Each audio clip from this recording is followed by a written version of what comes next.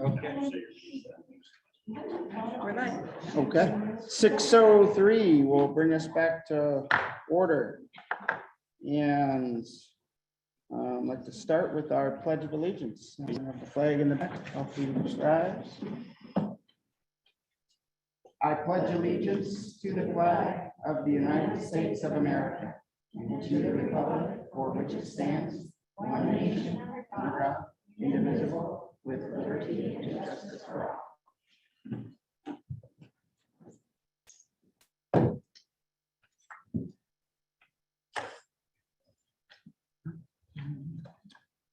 Okay, I want to start off with our meeting guidelines and safety protocol. Purpose of this meeting is for the board to conduct board business. Just if for some reason that there is an emergency, we do have exit there, and there's also fire exits out the back as well. So, and also just to mention, it's not appropriate for audience members to interrupt board business or ask questions during the meeting. At this time, the board is reevaluating the manner in which they receive public comments. And if you would like, though, on agenda items, you can submit public comments in writing. Agenda items are listed on the agenda. And with that, that brings us to our vision and mission statement. Director Stauffer, would you like to read our vision and mission statement? Sure. Vision: our community inspires and prepares each student to thrive. Mission: in connection with our community, the SWIM School District empowers staff to inspire hope and provide flexible, innovative learning opportunities in a safe and respectful environment so each student thrives. Thank you very much. Also do want to read our acknowledgement of the land we stand on. The SWIM School District administrative and school buildings sit on the ancestral land of the S'Klallam people. While the S'Klallam traditionally come from one nation, history has led to the formation of three sovereign S'Klallam tribal governments: the Lower Elwha S'Klallam tribe, located in Port Angeles; the Jamestown S'Klallam tribe, located in Sequim; and the Port Gamble S'Klallam tribe, located in Kingston. District's primary partnership is with the Jamestown S'Klallam tribe. Today, the tribe and the district share a partnership that includes official consultation on program and funding changes that may directly affect American Indian and Alaska Native students, as well as holistic service planning for students to remain successful in their educational journey. And with that, that's going to bring us to special presentations. We have our naming facilities presentation, and I'm going to go to you first. Yes, I believe. thank you. Okay. Yes, we have had a successful committee formed to talk about naming of our facilities. And tonight we have representatives here to speak to that. We had hoped that the representatives of the tribe would be joining us virtually tonight. Their offices are closed, but we had hoped, but we are not seeing them here right now. So I will speak for them. I guess I will report what they said. I don't pretend to speak for them. But anyway, we have our committee members here. We are the Jamestown S'Klallam Deputy Director of Social and Community Services, Dustin Brensky. She served on the committee. And the Children, Youth, and Teen Program Coordinator, Jessica Humphreys, served on the committee also. Also, the SWIM Alumni Association President, Lori Gilchrist, served on the committee. The SWIM Museum and Arts Executive Director, Judith Stipe, because I'll murder her middle name, sorry, Judy. SWIM High School Principal, Sean Langston, and the SWIM High School Athletic Director, Craig Brooks, along with myself. And we had two meetings, and happily, the committee coalesced from the beginning as they spoke about the desires that they had for the naming of facilities in our community. So I met on April 28th and again on May 6th. And the recommendation that they came up with was Stachan, which I hope that I'm saying correctly, which is the S'Klallam word for wolf. and Myron Ketterud's Field. So both of those, there was unanimous consent, I guess is the right word, or unanimous feeling that these were the recommendations that they wanted to bring to the board for consideration. And so with that, we've invited people here tonight, and we had certainly hoped that our tribal partners would be here, but they are not able to do that. I did speak with them again, just this last week, and they are completely in agreement. So it's just, I think, it was a holiday for them today, and they are also working from home, and we had hoped to have them on electronically, but they are not able to do that. So I've invited others to speak a little bit about what they did on the committee, and I think we'll start with Judy. You can stand there or go to the podium, whichever suits you. I'm gonna play the kids have fall down. You know. Thank you, Superintendent. Members of the Gwen School Board and audience. My name is Judith Rand Stein, and I'm Executive Director of the Museum for. We had a hard go to keep that museum going, but we're ready. My family came here in 1898 to what was known as New Dungeness or Whiskey Flats up by the Klein Spit. So we have in the past wanted to create a Hall of Fame to put some of these special people in, but I love the idea. I met with the people from the tribe also. The Stochin Stadium, after we conducted some oral polling at several meetings in town, is absolutely 100% overwhelming. They love the flow of it. They love the whole thing. It means wolf. And, you know, those of us who were gray wolves, I know it's been changed to wolves, it would mean a lot. Okay, real quickly, I'm just going to read a couple of things. Here on this property, this was Shaquin Village, which was one of the villages for the gatherers and hunters in this area, which were Jamestown Squaw.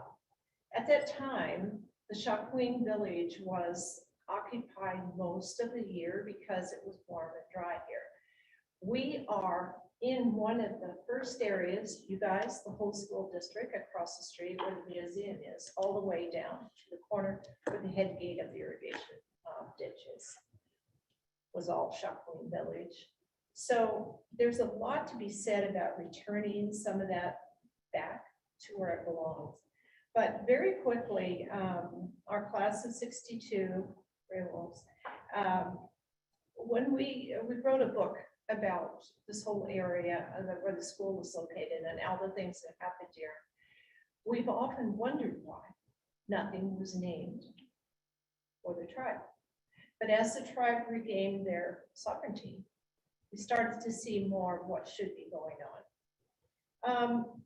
Our class of 62 started in the old school that was removed 3 years ago. The name of that school was the Squim Elementary School. It was opened on the doors in 1949. The timber taken down for the old growth building inside of the bricks was from an Albert Haller, and we all know Albert, the largest landowner in Cloud County for many years. It was one of his logging sites. So when they opened the doors there, we were excited about a brand new school. Well, several decades later, when the principal, Helen Haller, retired, the district named the school Helen Haller Elementary, which came, I think, almost 30 years after the opening.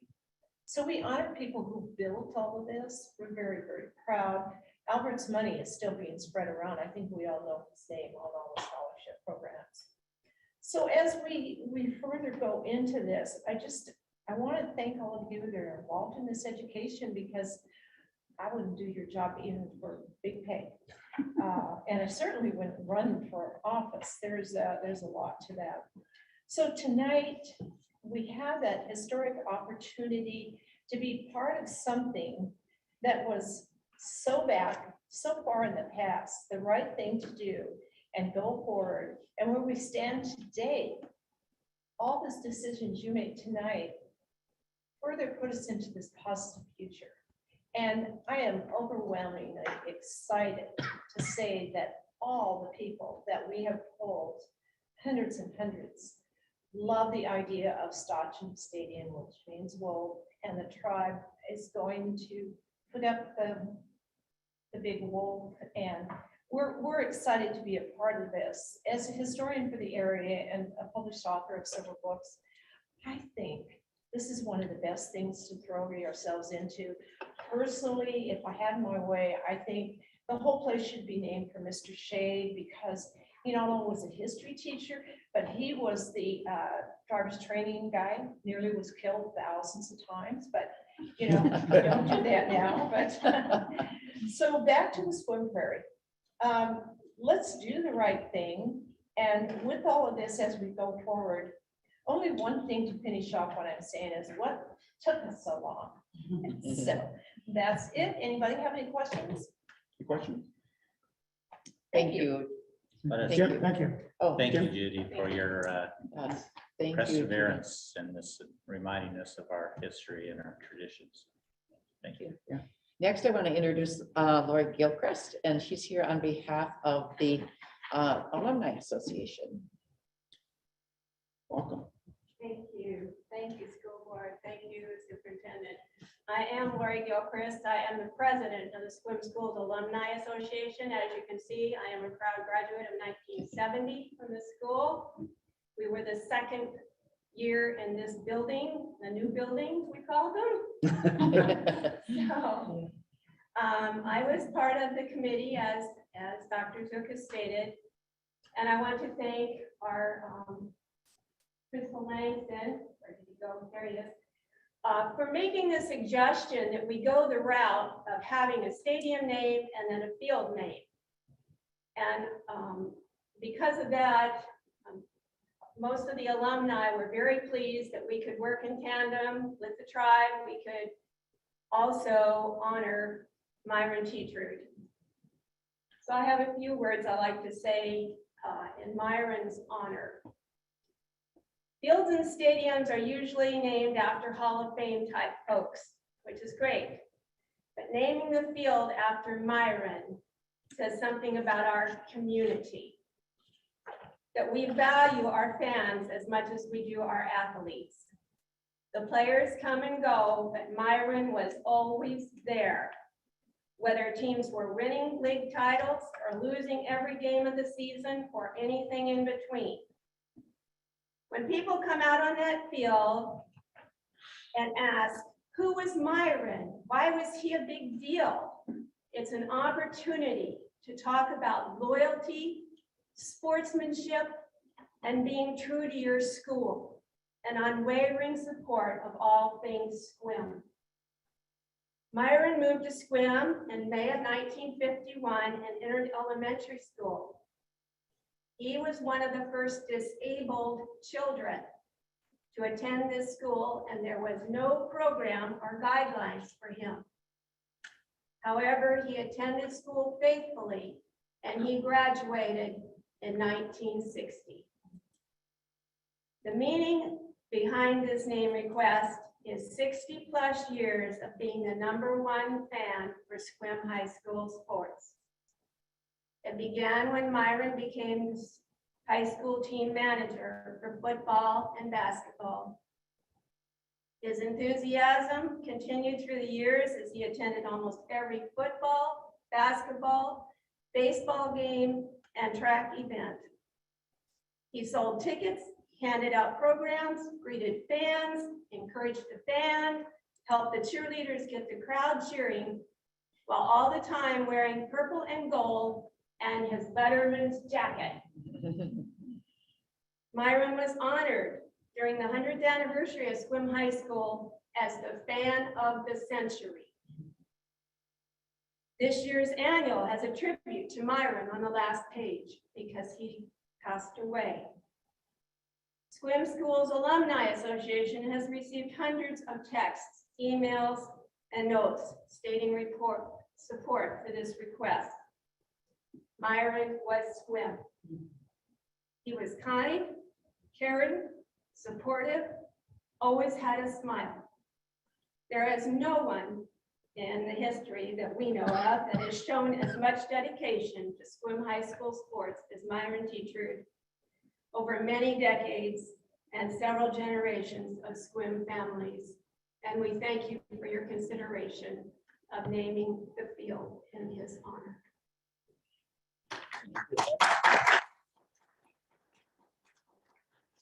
Okay, Sean Langston also served on the committee. And would you like to just speak to the conversations you had with others and your part on the committee and what you recommend? Yeah, I guess, but I would like to say that we really appreciate that we're doing this in a formal setting, in a formal way. That was one of the things we talked about on committee, because I get a lot of people that come up and want to name this room, that, or something else. And so it's nice that there's a process in place now, and we were excited for that. So that would be the main thing I would say. But in talking to folks around here about Stotcher Field, they absolutely love it. Our staff is very excited about it. It's amazing to bring some of the culture back, and so we're all in. And it was great. I think it was the end of our first meeting where we talked about, there are a number of stadiums where your stadium or your gym is this, and then the court is something else.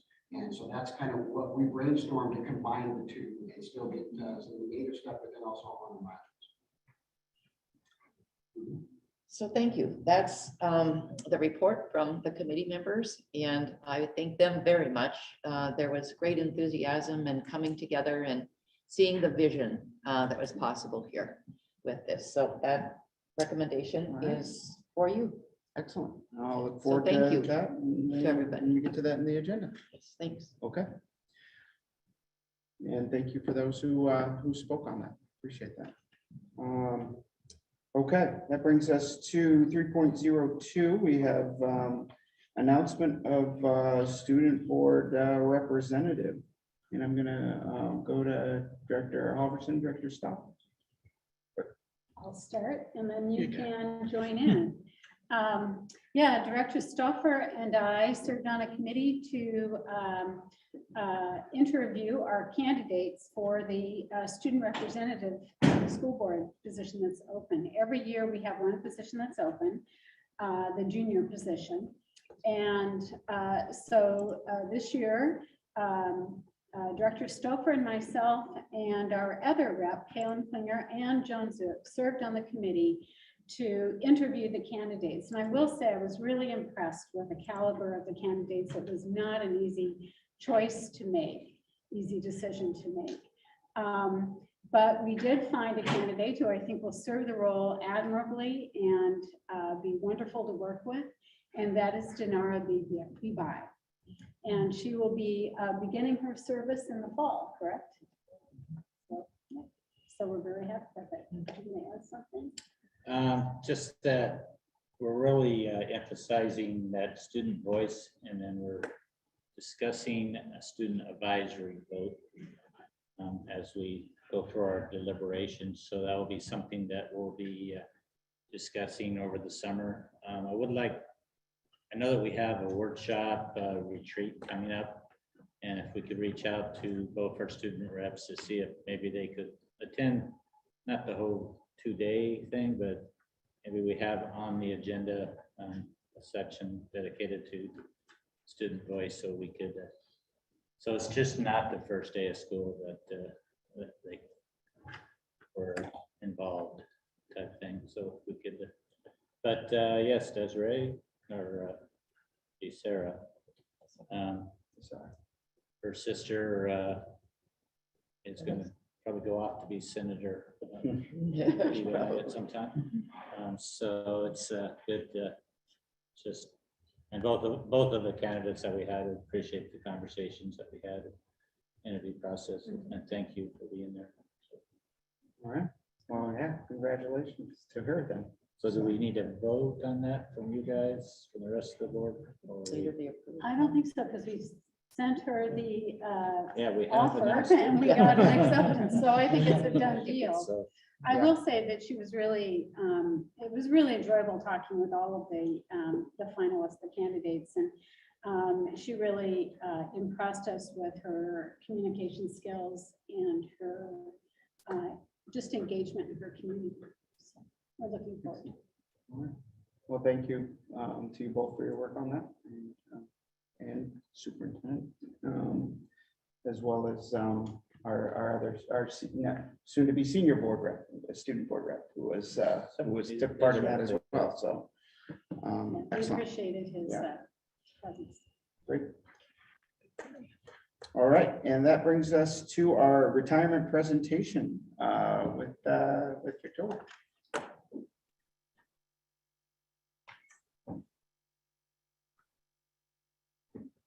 Thank you, President Pickens. I am going to let the presentation speak for itself this evening. It's my way of stepping back and letting our employees shine a little bit. We only had a small handful of folks actually stepping into retirement this year. We have some separations from service that they're not retiring. So tonight we celebrate our retirees. Because we had so few, I took the liberty of adding a little extra to our presentation tonight just to pay tribute to the hard work that our staff has done this year. So Thank you.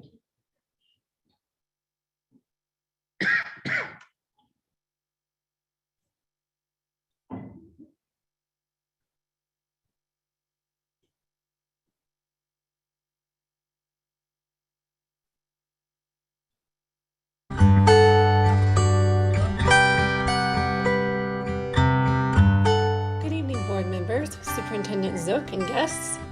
We have reached the end of a school year that has tested us, refined us, and stretched us to our professional limits. At times like this, it is more important than ever to pause for gratitude and celebration. So tonight, we'd like to take a few moments to recognize the grit and fortitude of our staff and to honor those transitioning into retirement. Last September, we locked arms and embarked upon a journey into the unknown, navigating COVID protocols, welcoming students back full-time, not knowing if it was even going to work. And there really is only one reason that it did: our staff.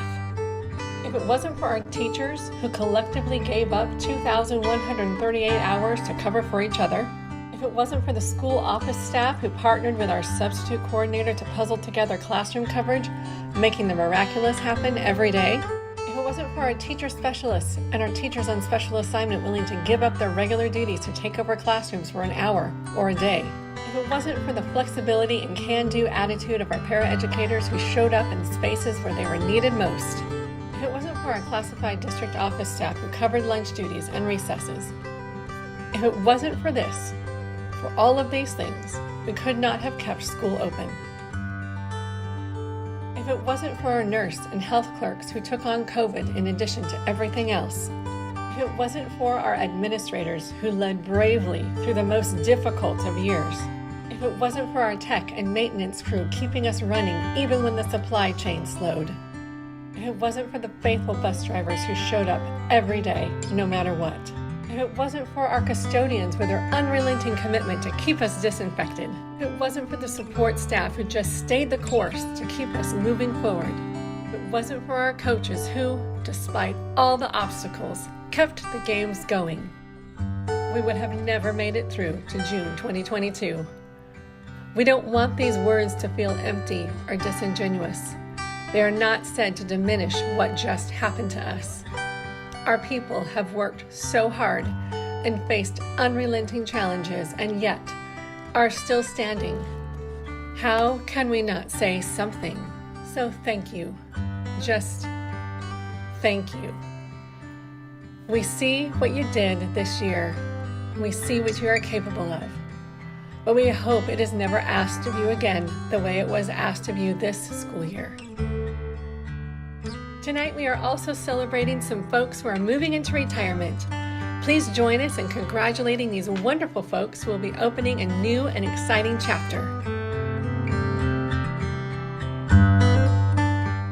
Burl, it's been a pleasure working with you for the last 6 years on dispatch.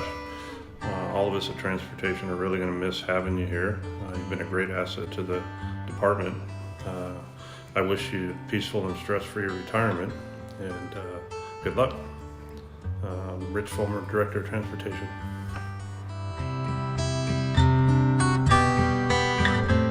Hello, I have the distinct pleasure of being one of the first to wish Mitzi Sanders a happy retirement.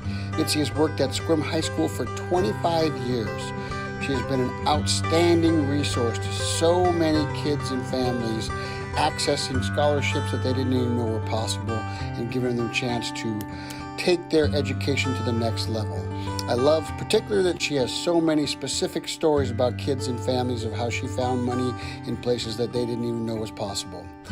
Her kids graduated from Sequim High School and were wolves, and Mitzi Sanders will forever be a wolf.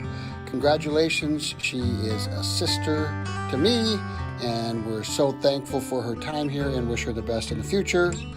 Sean Langston, Principal at Sequim High School. Truly, one of the great honors of the principalship is the opportunity to work with amazing people who care about kids and their success. Linda Sundquist is a wonderful example of this, a woman who's committed to putting the needs of students above all else. She has a heart for students and she works to build supportive relationships with them. Because she makes individual connections, she's able to suggest books to students that ignite a love of reading. Linda has literally helped thousands of Grey Wolf students find books that matter to them. What a legacy. Thank you, Linda, for your service. As you move forward to your next adventure, please know that Grey Wolf is a better place because of you. We will miss your smile, your humor, and your loyalty. Only good things to you as you move into retirement and your next adventure. And remember, once a Grey Wolf, always a Grey Wolf. Donna Hudson, Grey Wolf Principal.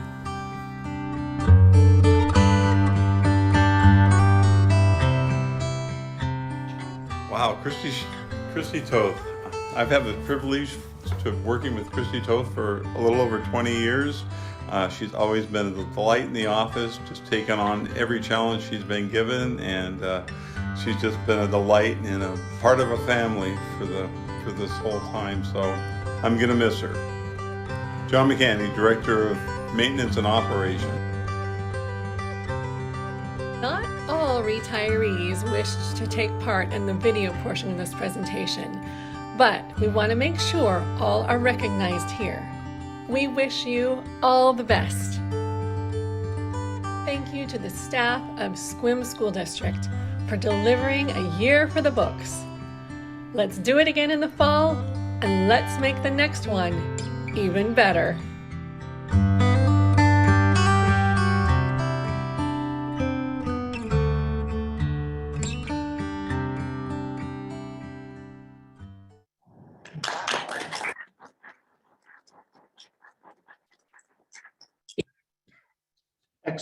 Excellent video. Thank you very much. And congratulations to all of those folks who are taking that next step. So much we appreciate their service, a number of years. So, okay. And with that, I believe that ends the special presentation portion. And that brings us to our approval of our minutes for June 6th. And we have a motion. Chair, I motion to approve the minutes from our last meeting. Thank you. Do we have a second? A second. It's been moved and seconded. Any discussion?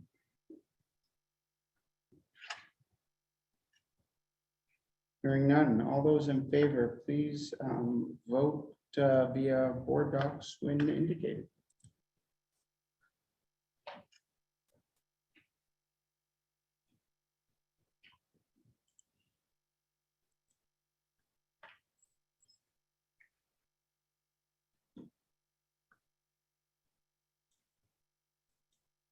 I have to refresh mine. Okay. I'm putting in I and with this one, I take it.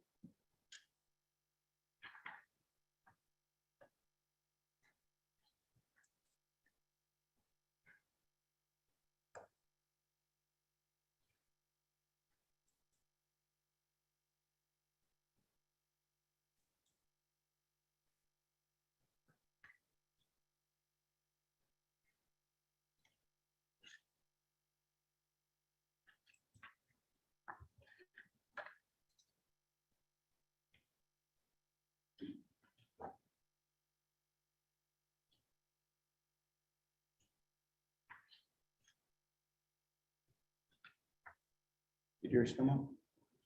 It's here, it's just won't take it. The wheels on the bus keep going around and around.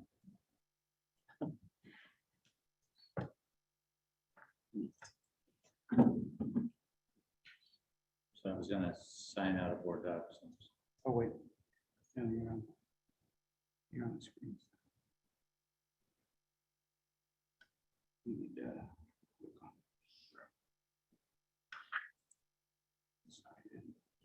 I was.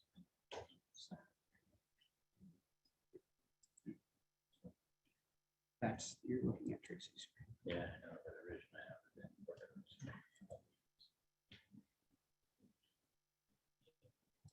Can we go with an I right now? Yep, we can do a verbal for yourself.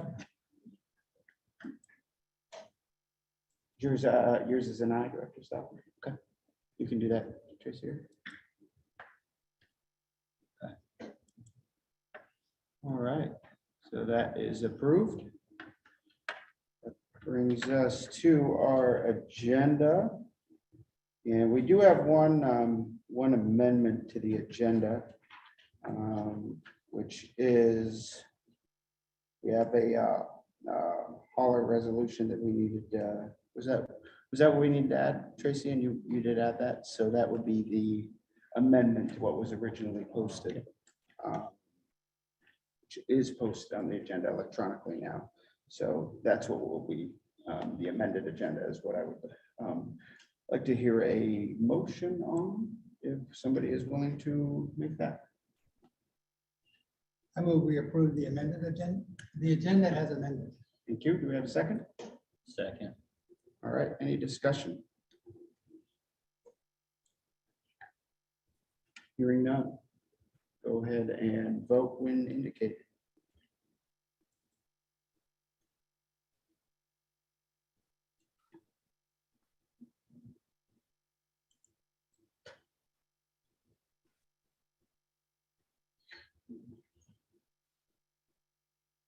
And that is approved. Okay. That brings us to our consent agenda. We have a motion for approval of the consent agenda. I move that we approve the consent agenda. Okay, do we have a second? I'll second. All right, it's been moved and seconded for approval of the consent agenda. Any discussion? Director Stopper? Yes, just want to note the donations. One, that's for the teacher farmers and also a band instrument.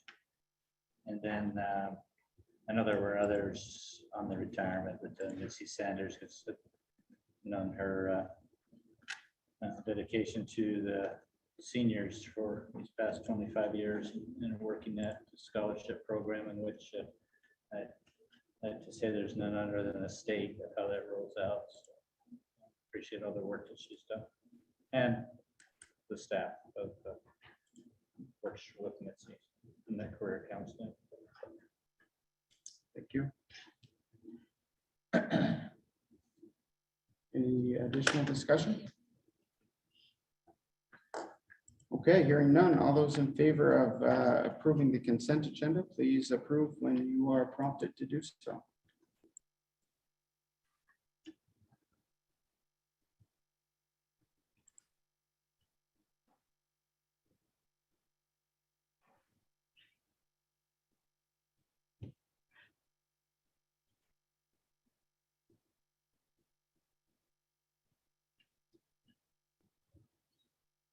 And that is approved. Thank you. 7.01. So as I had mentioned earlier at the beginning of the meeting, at this time, the board is going to be reevaluating the manner at which they receive public comment. But want to assure the public that we can still receive written public comment via email. Just direct those to tnorman@swimschools.org, and it will be forwarded on the board for the board to review. And with that, we will move on to regular board communication. And why don't we start with Director Stoffer? Do you want to start? Sure. So we'll start back here with a couple of community events, the high school graduation, which we all attended and appreciate the one student voice, but then the staff getting our students through that. We had a little rain showers, but that's okay. Rain showers brings some cleansing. How's that? And then last Friday was Thursday, the middle school moving on, the 8th grade. And I like the format of that, of them driving through and with their families and friends, and staff was out there giving them their moving on certificate. Before, I've attended the elementary ones for 5th, or going from 5th to 6th, but just didn't kind of put it in on the calendar this time. Some calendar events for us as board members. On 1 July, Senator Wellman, who's the chair of the Senate Early Learning Pre-K Committee, she'll be here looking at CTE presentation with some community organizers. I believe that's at 4 p.m. on 1 July. And then the other, on 3rd of August, was the Strategic Advocacy Team will be here for a few hours, just a bit chat about legislative items. So that's on Wednesday, the 3rd. We've blocked out 11 to 3. I'm arranging for them to stop in and see our tribal partners and a few other folks along with that. And then as we bring this year to a close, it was reiterated many times with our school improvement plans, but this year truly challenging and complexity of it. And I think we can say that haven't been seen since World War II. Some of us here are products of those folks that grew up during World War II and Depression. But truly, that was everything that COVID brought us, but also brought us a lot of opportunities too. And I think it's important to think of how to move forward with those. We've learned how to do that we can do one-on-one with the outreach and some of the other items there on and challenging. So I have them. Thank you. Thank you. Director Alvarez? I just want to mention too, the high school graduation. It was my first graduation here at SQUIM, and it was really great to see the unfiltered joy of the students, even as they sat there in the rain. And it wasn't raining all that hard, but and they had mortarboards, so they were somewhat protected. But it was really great to see them come to the end of what was probably their most challenging year in high school, and to come to graduation and be there together and be in that community and see all the teachers there in the front row as the students walked by, just joy on their faces, just watching these kids graduate and move on to an exciting future. And that was really meaningful for me. I also want to say a little bit more about the student rep candidates. I think one thing that I think is so important at the high school too, and I think the leadership class helps with this, is how do we nurture and grow student leadership, not just identify the student leaders and not just find them offices to hold, but how do we nurture them and grow that and support them while they are serving their community. And I just want to think about that. It was really, again, it was inspirational talking with these students, talking about things of concern to them and issues, and just the students so articulate and so thoughtful. And it may well have been the first time that they were interviewed by 4 adults sitting there staring at them. And they did it, they were great. They were far better than I would have been at that age. So that was impressive. Finally, I just want to mention, I know a lot of our students in the school district benefit from the free lunches that the Boys and Girls Club offers in the summer. And I also know that the Boys and Girls Club is looking for drivers. If anybody wants to volunteer to help deliver these lunches through the course of the summer, I'm going to be helping out in a week in July, and I think it's a meaningful thing to help those lunches get where they need to be. So Kudos to the Boys and Girls Club, and I hope they find volunteers. Thank you. Director Jeffries? Yeah, a couple of things. I want to congratulate the Facilities Committee on their naming choices. I know when the Alumni Association first brought us this idea way back when, I remember meeting over in the cafeteria, and when we thought that was a good place to have board meetings, turned out to be not so great.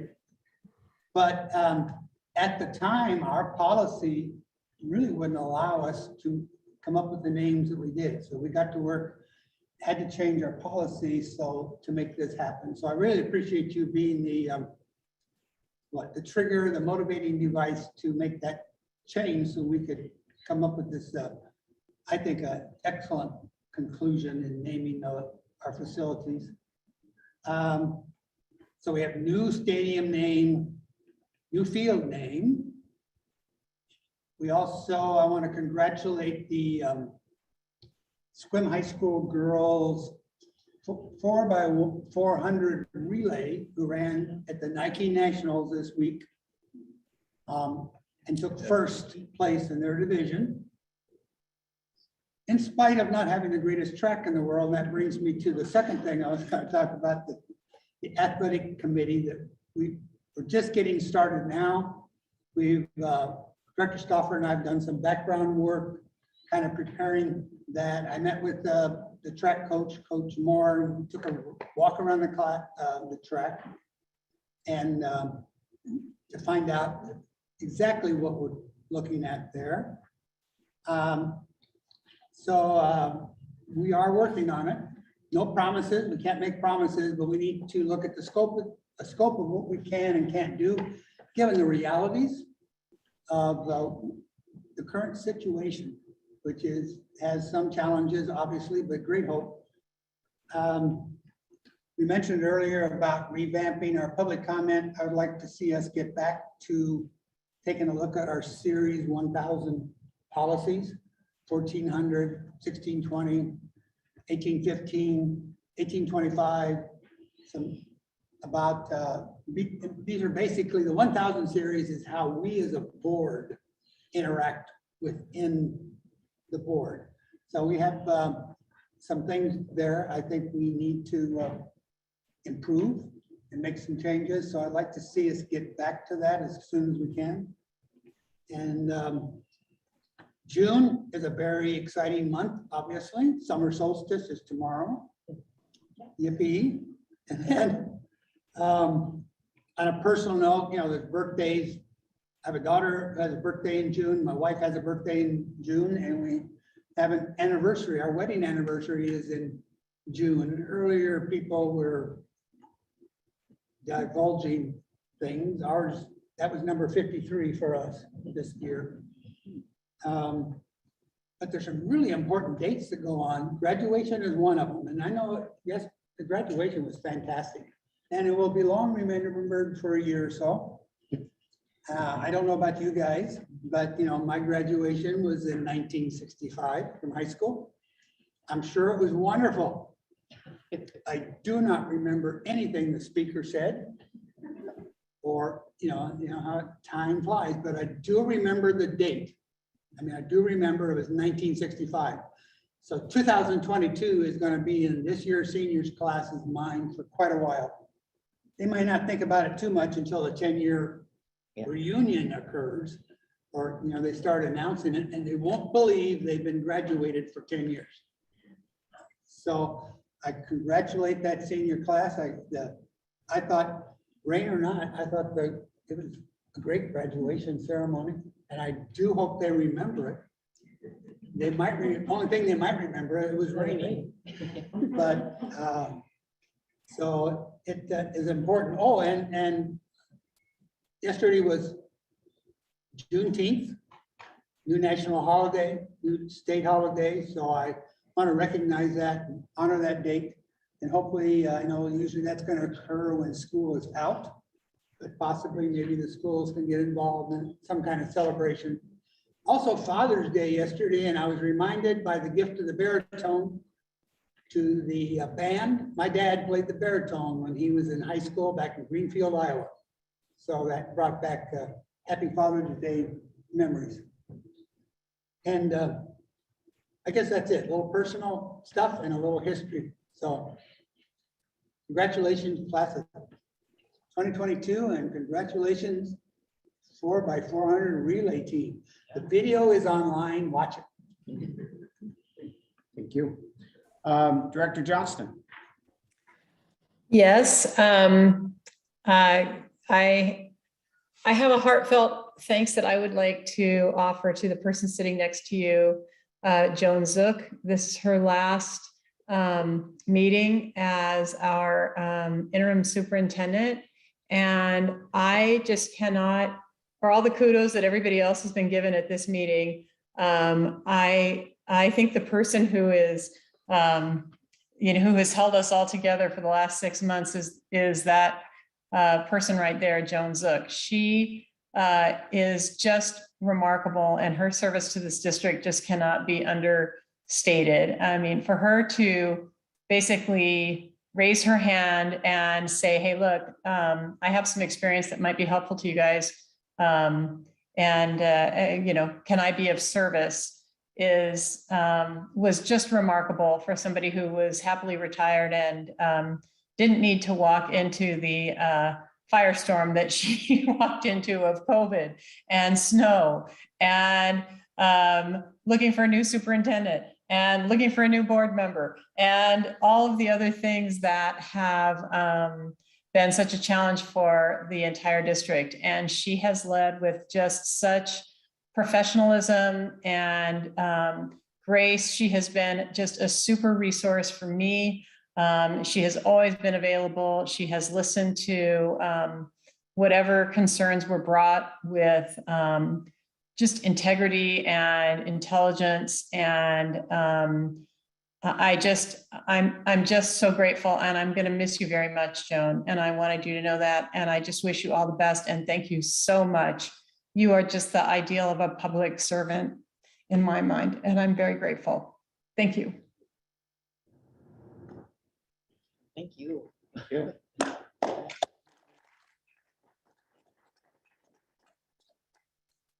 And I'll just add, although I do have some words specifically for you, but I'm gonna wait until right after your superintendent report. But I also will share some of that, and I'll allow the rest of the board to also share some words on that too.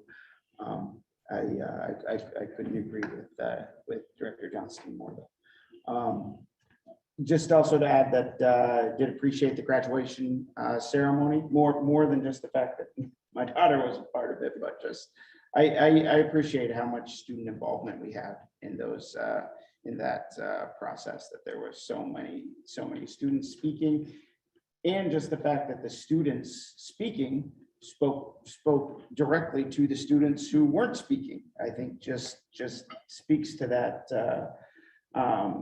that inclusiveness and that branching out. And it's been a little while since I've since I graduated, not quite as many years as Director Jeffries, but it's been a while. But I don't know that there was that same. I don't recall that same level of reaching out when I was in high school. So I just thought that was fantastic. So and yes, the rain was there, but I think that was just minimal compared to the experience itself. So it seemed like everything went off the way it went off, and the rain was the rain. Who cares? It's a joyous event, to be sure. And yeah, so I think that's excellent. And I think that other than that, the only thing I just want to acknowledge, and earlier I acknowledged our admin team, and just a difficult year, but I know all of our staff, there's some staff that are still working, and the work continues, the planning continues. We have certificated staff that are already guaranteed, they're already in their brains planning out, how next year's going to look.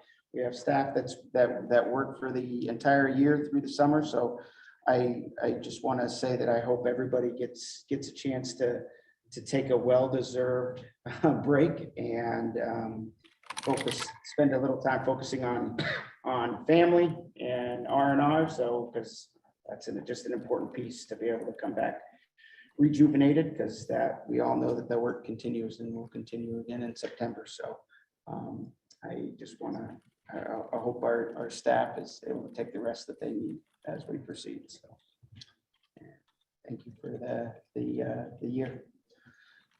Okay, so with that, that's going to bring us to our reports to the board, and we're going to start with Winneha. Do we have Chris with us? Okay.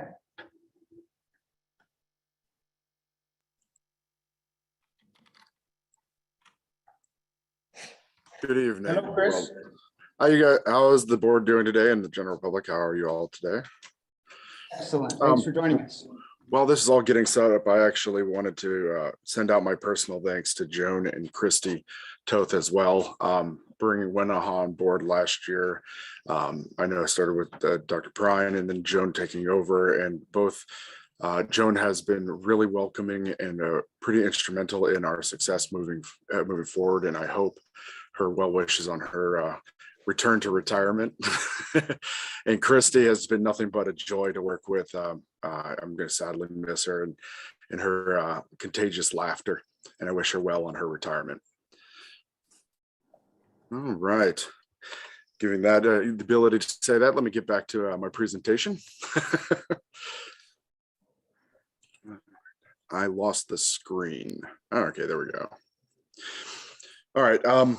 First and foremost, wanted to kind of touch base on some of the projects that are going on and some of the actions that are going to be happening here in the next few weeks.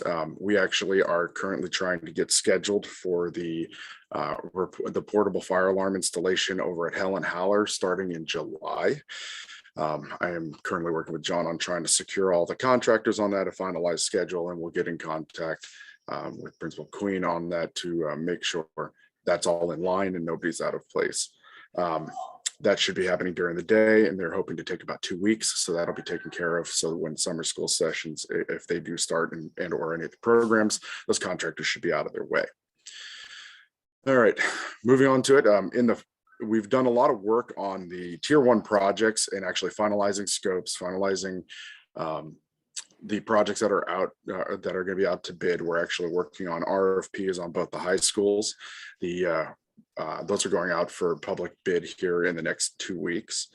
The roof recoats for both Sequim Middle School and OPA went through the KCDA processing through their assigned contractors. We went through a number of bids, review of the projects. Unfortunately, it turned out that OPA had more damaged substrate than was anticipated. The project grew a little bit, so that had to increase in budget, but is well within our expectations for the year. So if you look at the 2021 capital projects levy list of projects, the Helen Haller portables is locked in and ready to go. The roof recoats are getting under contract here this week and are going to be scheduled for July and August for installation and replacement of those roofs, shooting for a completion date before school starts. If for some reason they have to go into the school year, that kind of work can happen while facilities are operational, and they will do whatever they can to protect and make sure they are safe in the areas they're working for pedestrian traffic for the students and teachers and the faculty. So the values in here are the set contract budgets for those projects. So we've locked those in, and those are into committed, and that allows us to keep going. And it's good to see that those will be done as we are following that up with the Sequim High School and the OPA HVAC upgrades, which are currently in the middle of process of development of the design requisition that'll go out on the market here in a few weeks, and the design work will start on that probably through the rest of the summer. There's going to be a focus on OPA to try to get that moving forward ahead of time so we can get units ordered with an intent to try to get the installation of those units, delivery and installation in the fall before the winter hits, so those students can have a much better control of heat going into the next winter. Of course, we're still going to be dealing with the supply chain issues, so we're trying strategies as best as possible to keep things moving forward and get ahead of long lead times before construction is necessary to happen. The HVAC designs for both those schools are going to be a long design process. I would expect probably through the rest of this year into the beginning of next year, we're going to be dealing with Sequim High School. It is a very extensive project that's going to affect virtually every building. So phasing of the project is going to be necessary and mandatory, working with John and his team, as well as Superintendent Nichols when she comes on board, as well as Darlene.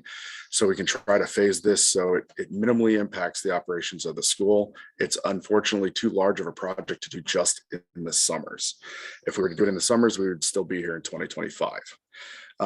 So the priority is to get that done over the next year and a half, and that'll be part of both the T1 and the T2 projects.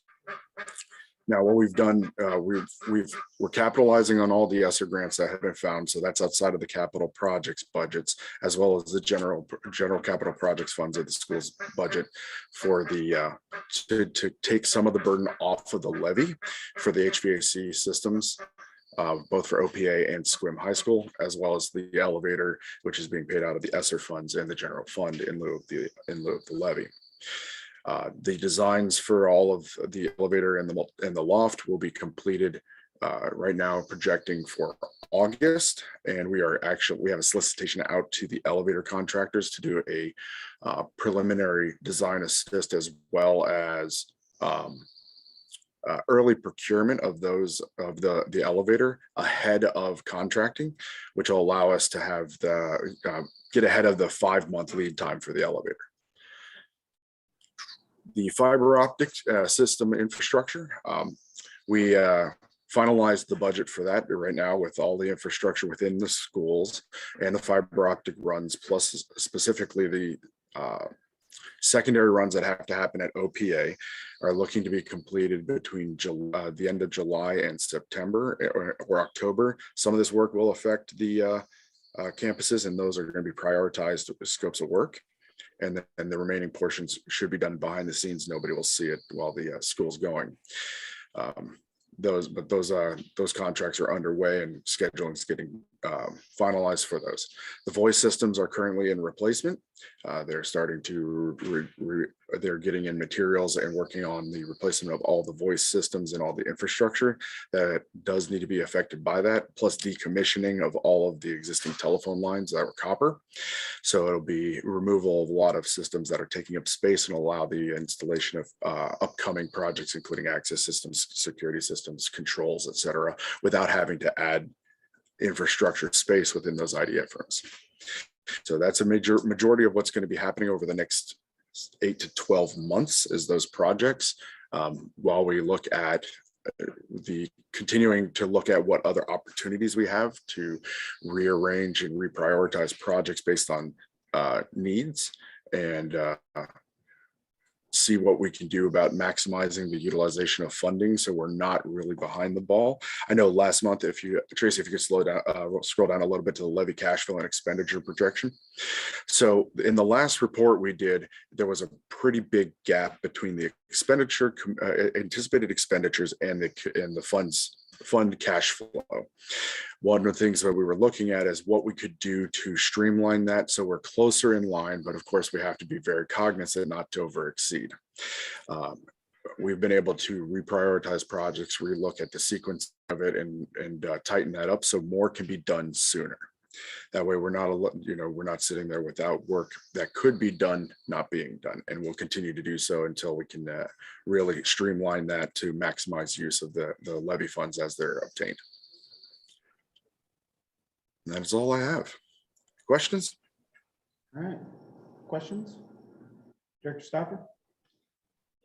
Hi, Chris. Thank you for being here with us and keeping us on track and very informative of these.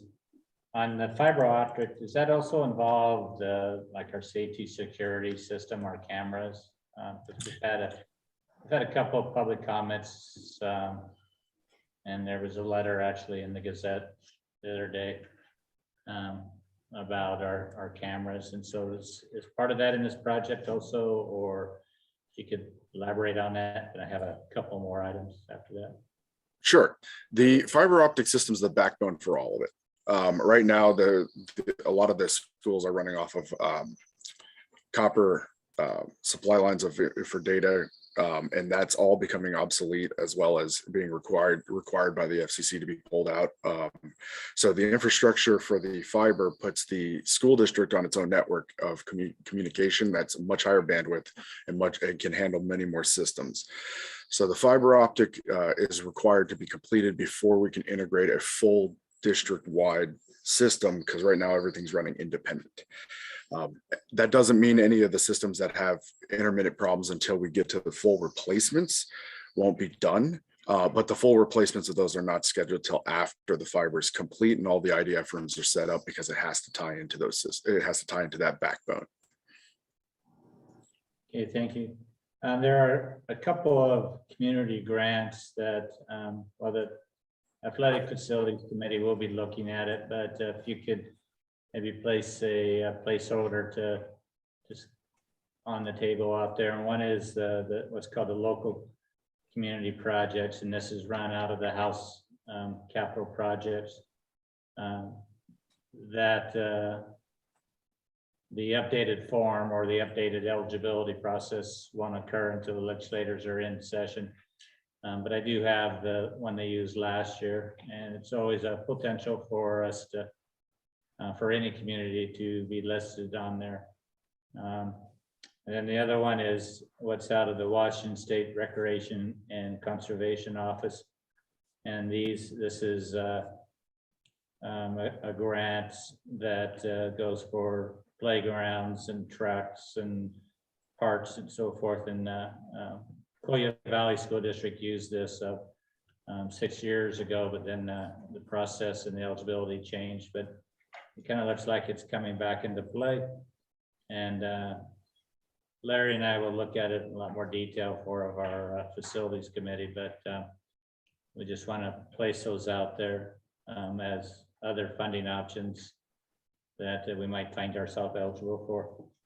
And from there, just the challenges, the supply chain issues it's going to be ongoing and the cost of living and all of those items that the whole country is facing right now. So, but thank you for bringing us up to date. And I did talk to Darlene briefly last week in regards to the committee. I obviously have not been kept up to date. Obviously, that process is just starting. But as it goes forward, as new funding sources are found, we will be pursuing those, because anything we can add to it, it allows. We don't want to complete any project with less than we could.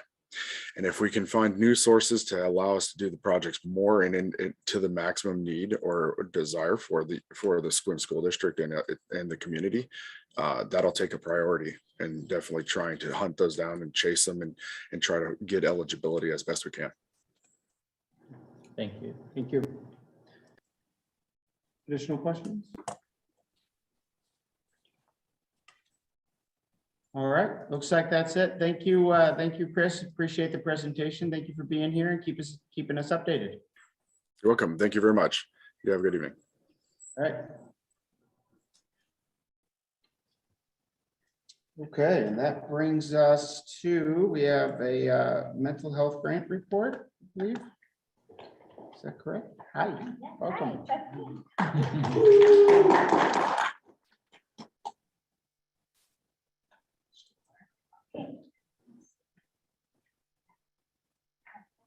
All right.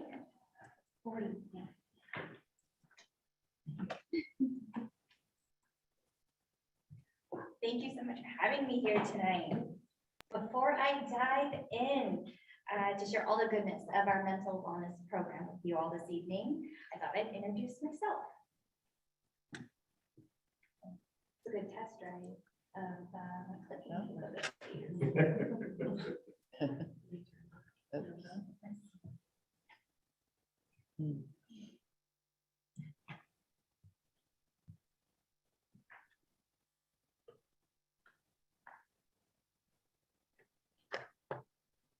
There we go. All right.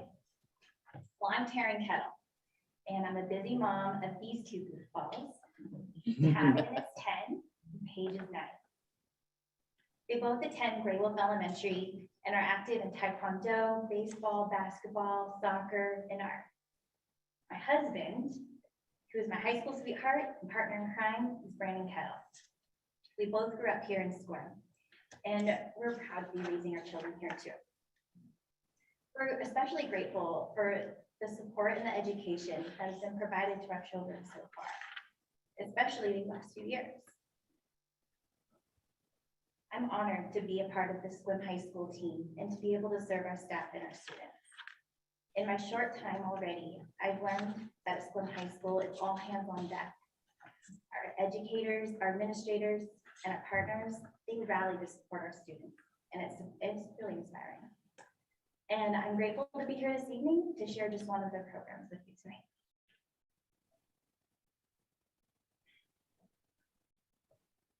Accessibility to counseling support and mental health literacy can empower our students to cultivate skills, strategies, and support systems that foster balanced, fulfilling, and productive lives. We're in our 3rd year of our Education and Early Intervention Grant, which was awarded and funded by Collin County Behavioral Health, and at minimum will be available to us through 2023. Through this grant, we can provide opportunity for our students to attain licensed counseling support while here on campus.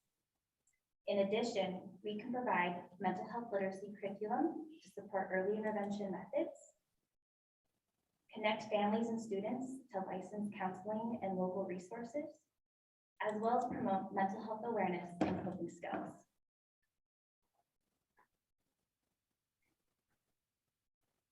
Did you know that mental health stigma still exists? And that this stigma may even prevent students in need from reaching out?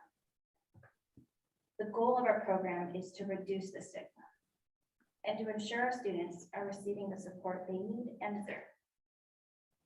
Talking about mental health, educating ourselves and others, sharing positive wellness practices, offering resources, and providing access to help makes the topic less scary. Mental health is health, and just like physical health, we all have it. It doesn't matter if you have depression or high blood pressure or heart stroke issues. What we know is that if we know more about our own condition, we do better with it. We learn how to take better care of ourselves, our loved ones, and our communities.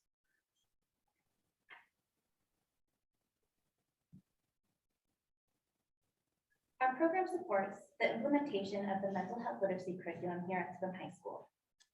Founded in Alberta, Canada, this course is one of the only evidence-based youth mental health curriculums in the world and is being adopted worldwide. In collaboration with our health teacher, Bridget Shingleton, this curriculum will be shared with the freshmen at the beginning of each semester. This educational platform consists of 6 modules, which will cover the topics of understanding disorders, obtaining and maintaining positive mental health, reducing stigma, and knowing how to get help. For each module, we will also conduct a pre and post assessment to evaluate the mental health literacy and attitude towards mental health in our students.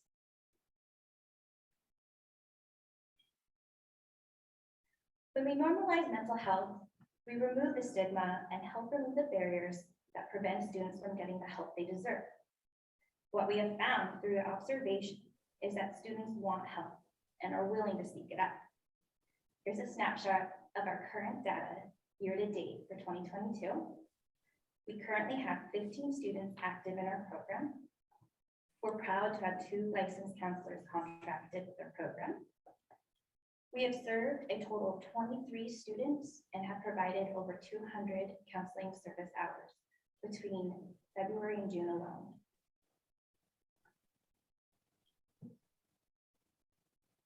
Since the implementation of our program, we have steadily seen an increase in students referred. Here's a look at our first and second quarters compared year to year. In 2019, we had 11 referrals. In 2020, we had 15. And in 2022, we've had 27.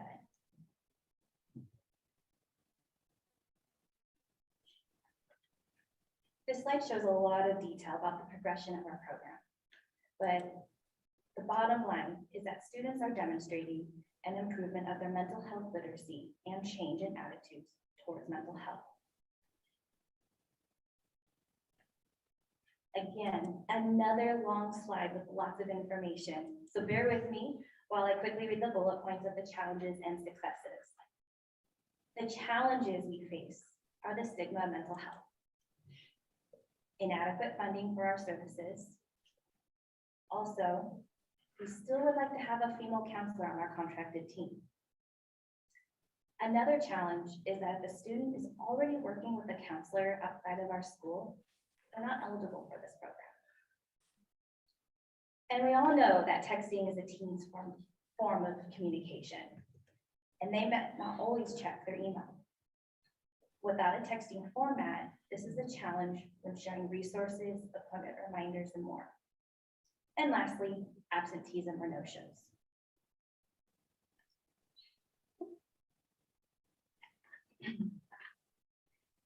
But our success is we have a potential third counselor who may be joining our contracted team in the fall.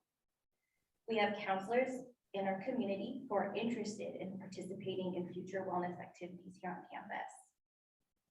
We have a new resource list that's been created to include crisis helplines, licensed counselors in our area, and more. And most important, observation shows that enrolled students demonstrate a commitment to the program by showing up for their appointments, going to class, and building social relationships.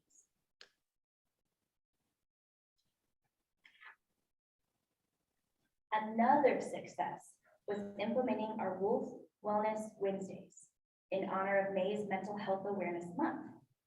In collaboration with ASB, our counseling team shared tips and information about ways to support mental health.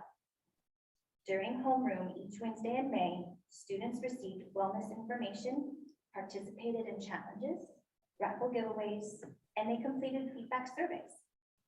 Our topics covered forgot water, rest up, mindfulness and meditation, and mental health is health.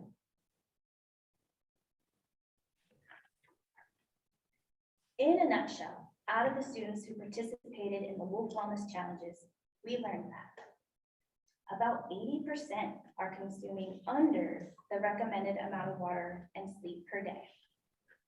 About 60% are interested in participating in a yoga or meditation practice on campus. About 50% are interested in participating in a student mental wellness group if available on campus. Lastly, we learned that the top 3 ways that students take care of their mental health are through movement and exercise, talking to someone they trust, and being in nature.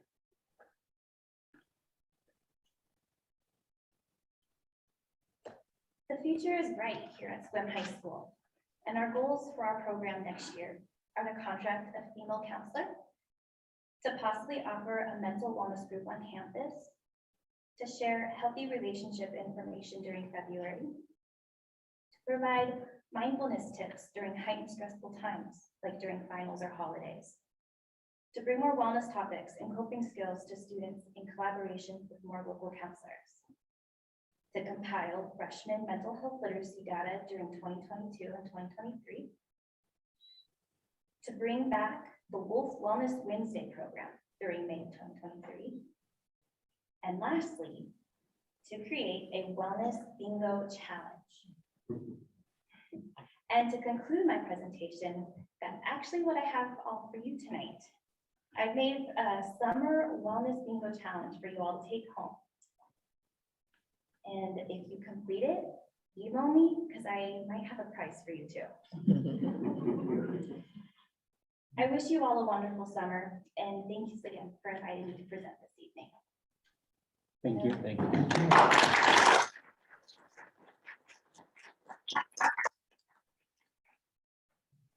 Is there any questions? Any That's questions? some fresh fruit that I'm snacking on. Thank you. And And in the packet is our Wolf Wellness Resources Guide and a little more detail about the survey feedback too. Thank you. Of course. Is that okay? Oh, yeah, sure. Yeah, that might just work better. I have a lot of reach. Thank you. Thank you all. Thank you. Any other questions? Okay, All right. we appreciate you coming and thank you so much. Thank you.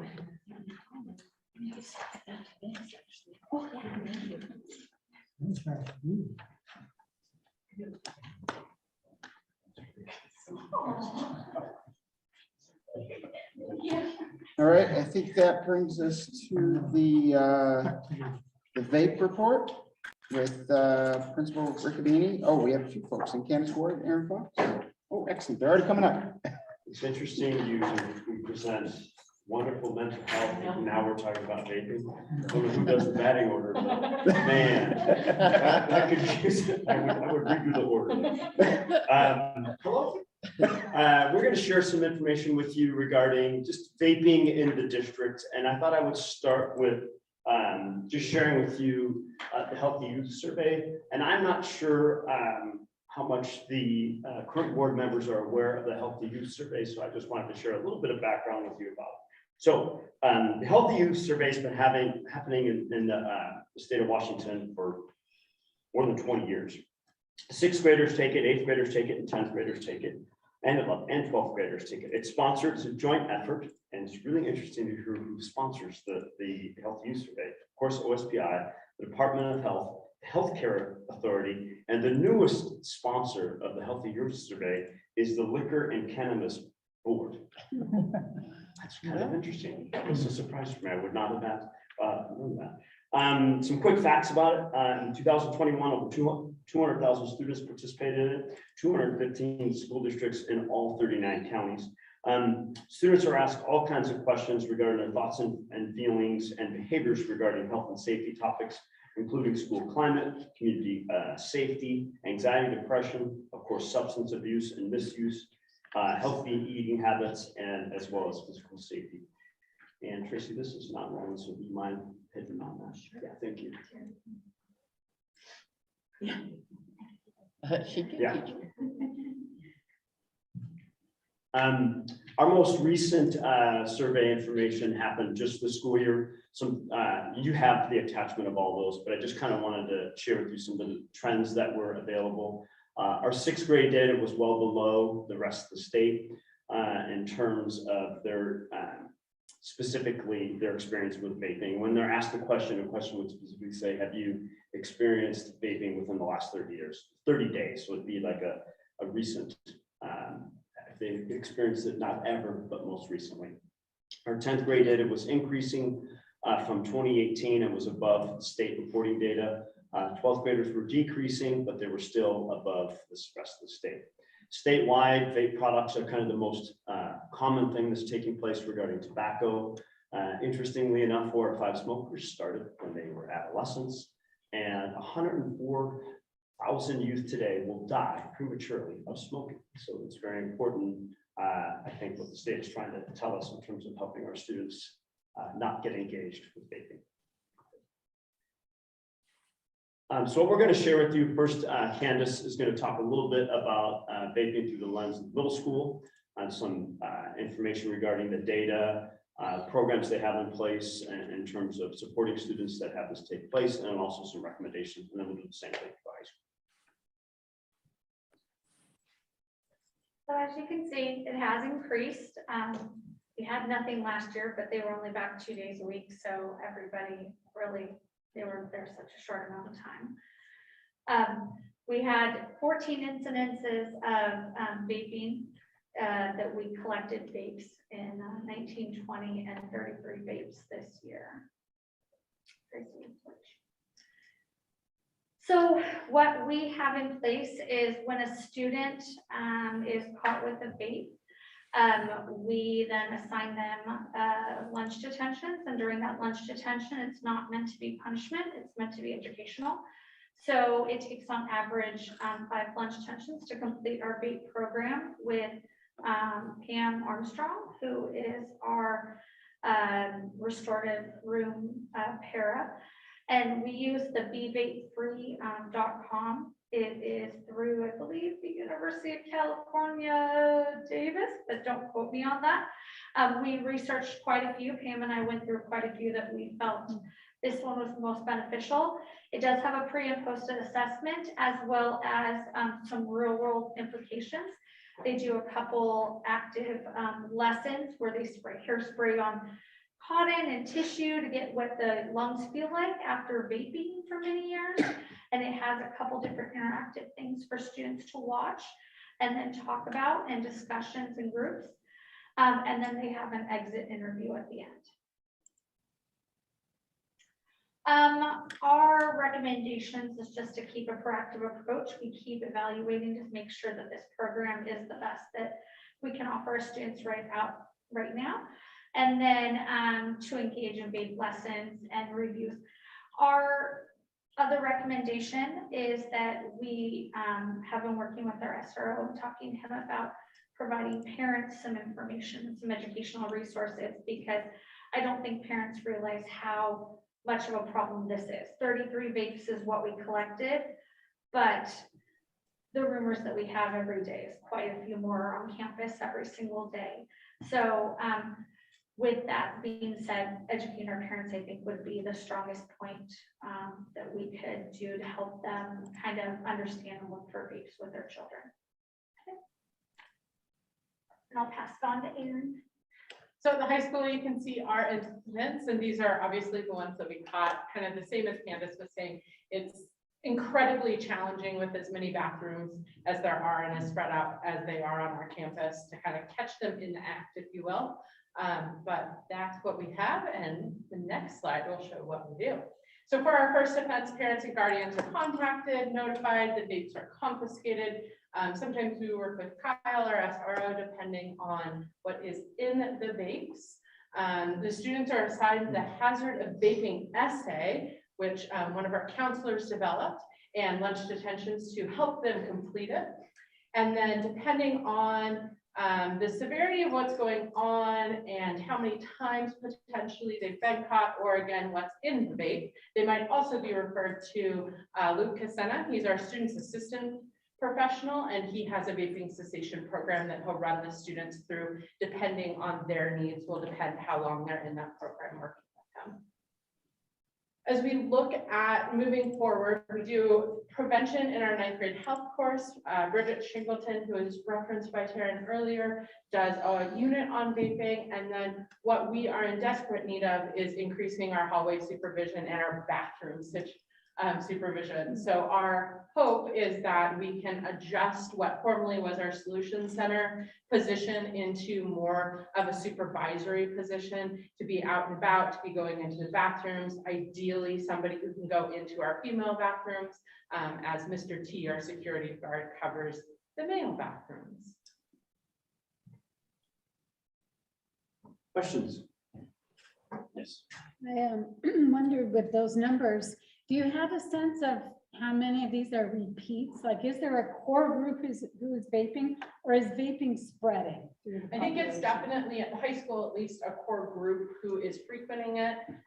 We have had a few repeat offenders, and we deal with those a little differently, especially when we determine what's inside the vape, whether it be nicotine or juice or marijuana. Right. So you see, so you refer them on to that other program. And correct. Come to see you more than once. Yes, or absolutely. Yeah. And at the middle school, it is the trial stage of life. And so we are seeing it spread rapidly. So I get reports many, many times of kids having vapes, and within our parameters, we can do searches, but by the time we get a report, it's already been passed down 3 or 4 people. So it is a pretty big problem. I would say probably one of our #1 problems at the middle school campus.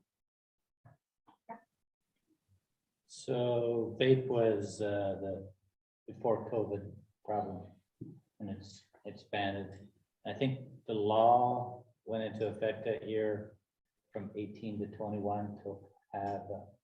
So I know that's a part of the challenge of because of uncle, friend, whatever bought, and then you guys are trying to confiscate them. So I know that that's an ongoing challenge for you. And then we've joined that lawsuit, so I don't know how the funding is supposed to come back out to us. And then Vinny, the reason why the cannabis board is on, because in the law, it said that it's supposed to be used for education. So when folks go, hey, how come my taxes are supposed to pay for education? They're paying for education. Yeah, brought up, depending on the age, depending on the content, are there more serious educational opportunities given to students? If, let's say, a student has marijuana, Yeah. or if a student's 18, are they off the hook totally? No, so the law changed, it's 21 or older now. Okay. So none of our students can legally have vapes on campus. When it is marijuana, and how I generally find out is the students tend to just disclose that. And at that point, our SRO also gets involved. So it becomes kind of not only us assigning appropriate discipline, but also Kyle stepping in and helping kids to understand the seriousness of bringing illegal drugs to campus. And for us at the middle school, we also we do a trade if they are willing to meet with their SAP and do the drug and alcohol evaluation, which they can then refer them out to drug and alcohol counseling. We will lower suspension dates with that commitment from family. And that's been very successful at the middle school. Yeah, well, I have a question. I think you all know that the district joined the vaping lawsuit.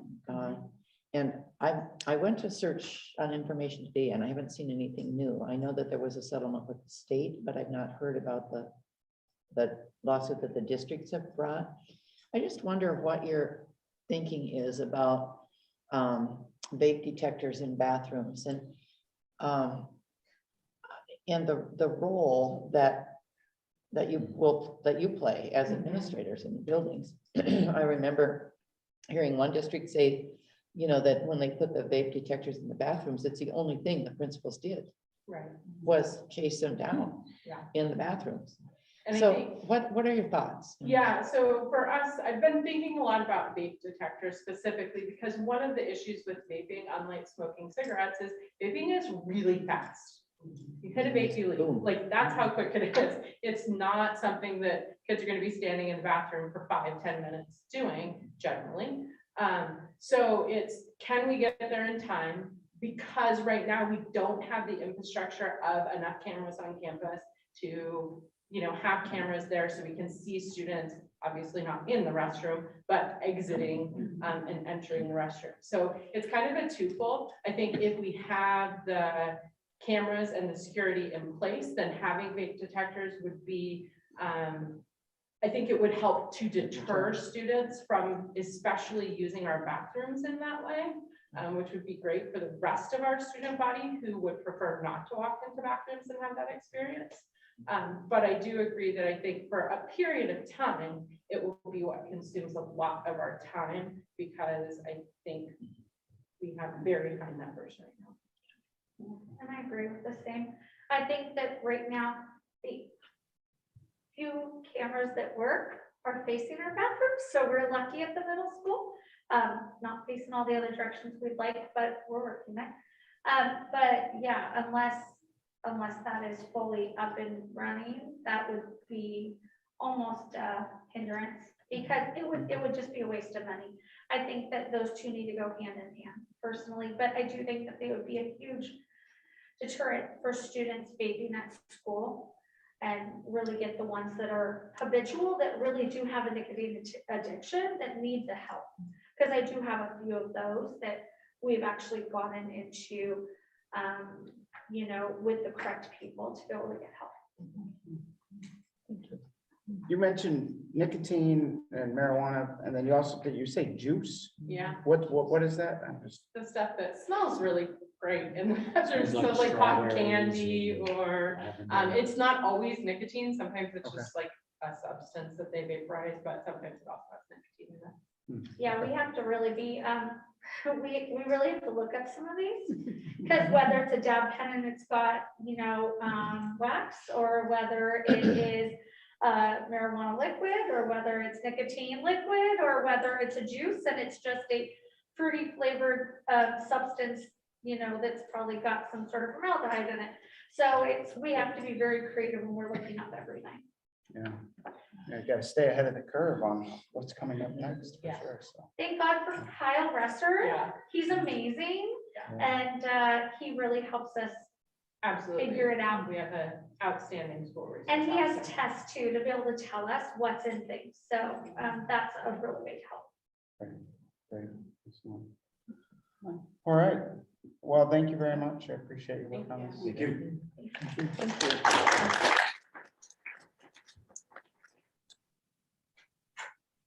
Okay, and I believe that brings us to our finance and enrollment report.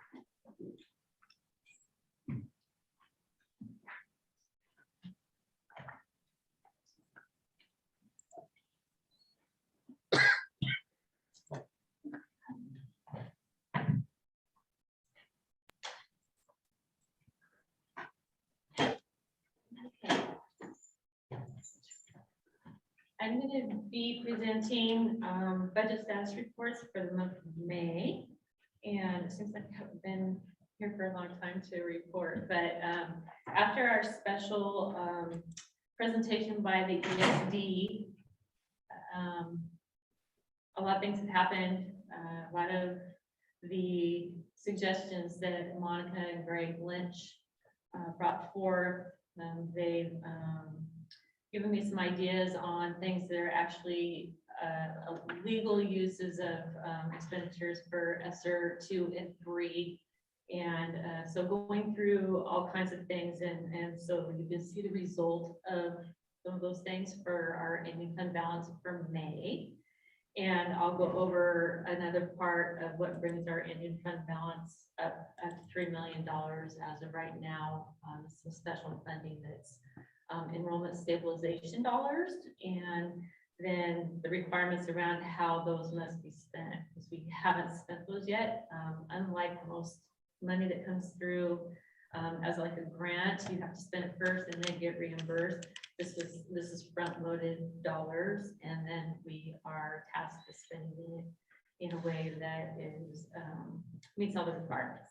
So first I'll go through our fund balance report as of May 31st, 2022.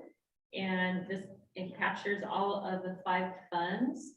And so beginning with general fund, you can see that our revenues to date are $34,303,647, and our expenditures are $32,875,077. So we have excess of revenues over expenditures this month of $1.455 million, bringing our ending fund balance to $3,525,731.92, which is a relief to me at this point, because I've spent many months in a lot of stress mode trying to make sure that we were going to be meeting our ending fund balance where it's supposed to be hit year end.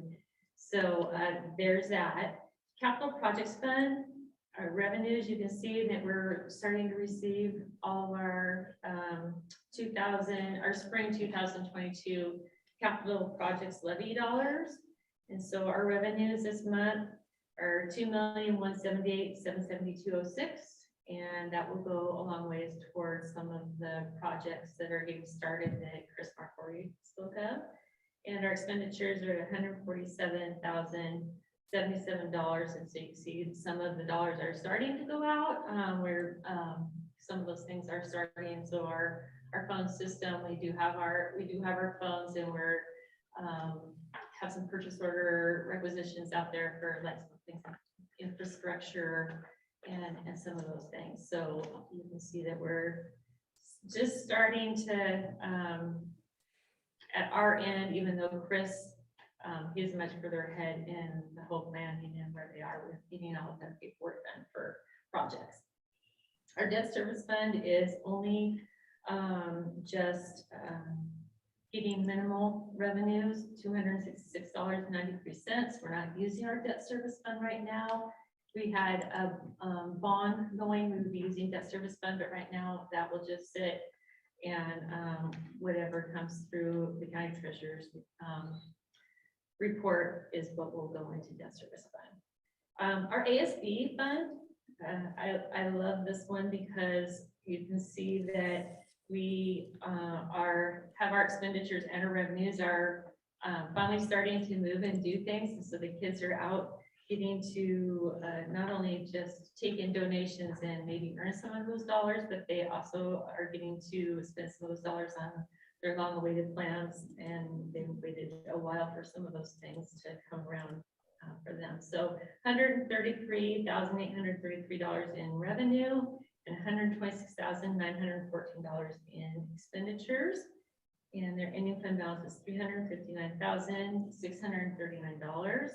And I know that both middle school and the high school just got done doing all of their budget documents for the 22-23 school year, and I have those. And so each of the clubs, this is when they're tasked with going through and deciding how they're going to earn dollars in the 22-23 school year, and what those things will be that they will be spending their dollars on. So they have to have that all down on paperwork. It has to go through their council and be all approved and signed off on, and then I get those budgets and put those in. So we're working hard at ASB again.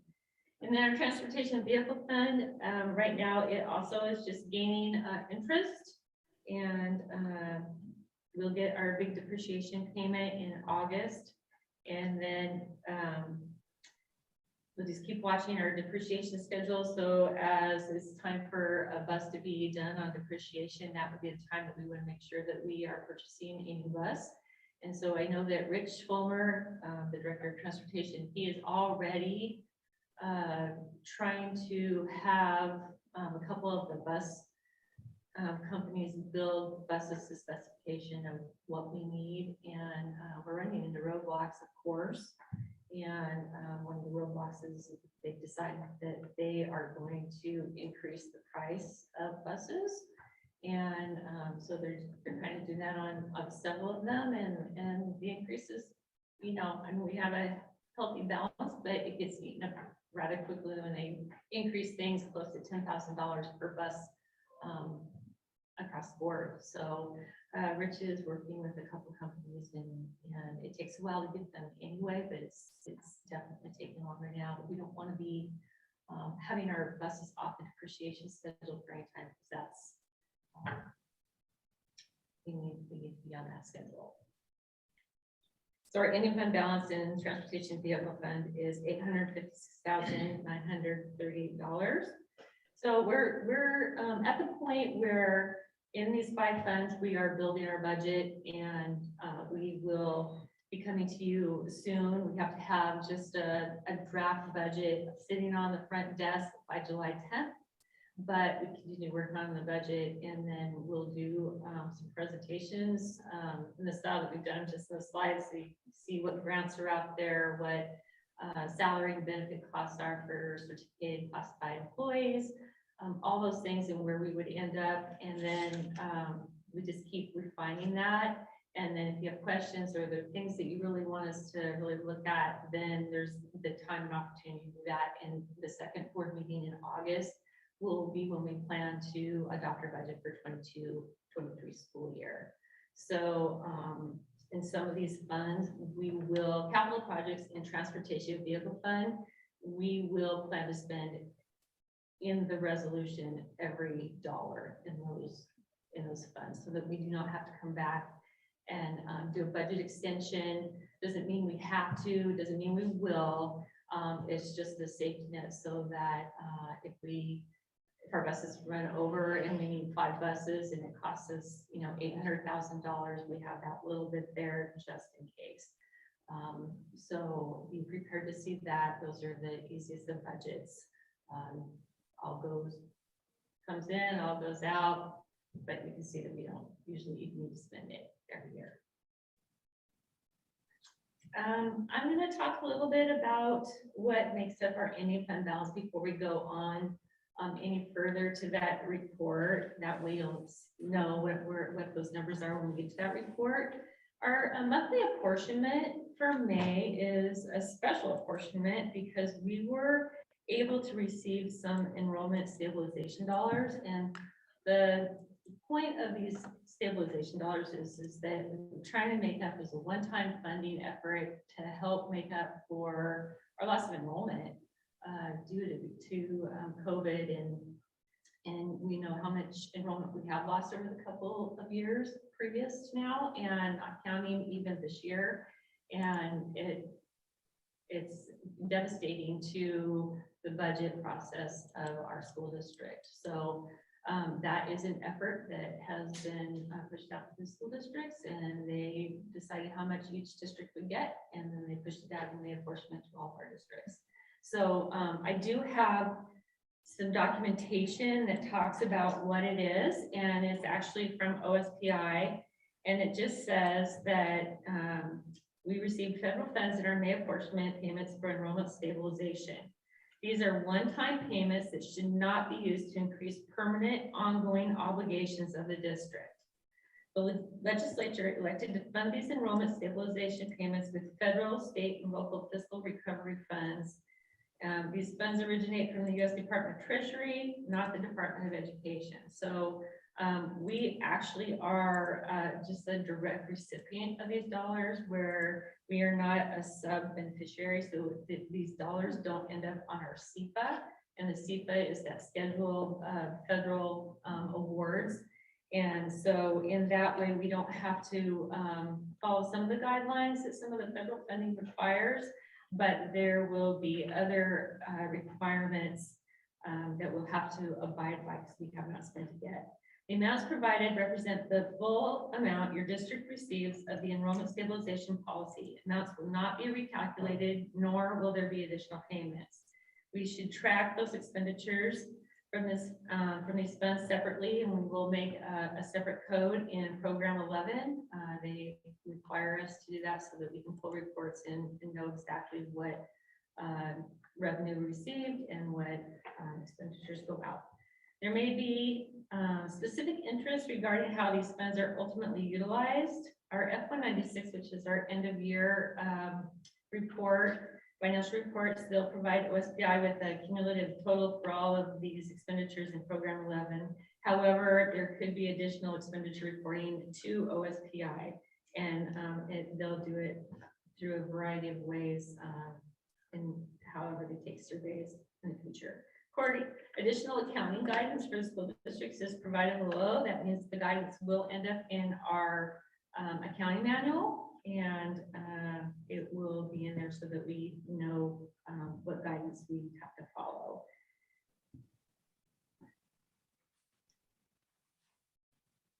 Enrollment stabilization amounts allocated to school districts are not part of the state's basic education, but may be used for any allowable costs within any of the programs. And they have to be for costs incurred on or after September 1st of 2021. So we could use it in this school year, and we have until August 31st of 2023 to use it. And then there's certain restrictions, and I just wanted to let you know what those were. No debt service or replenishing financial reserves, no satisfaction of settlements and judgments.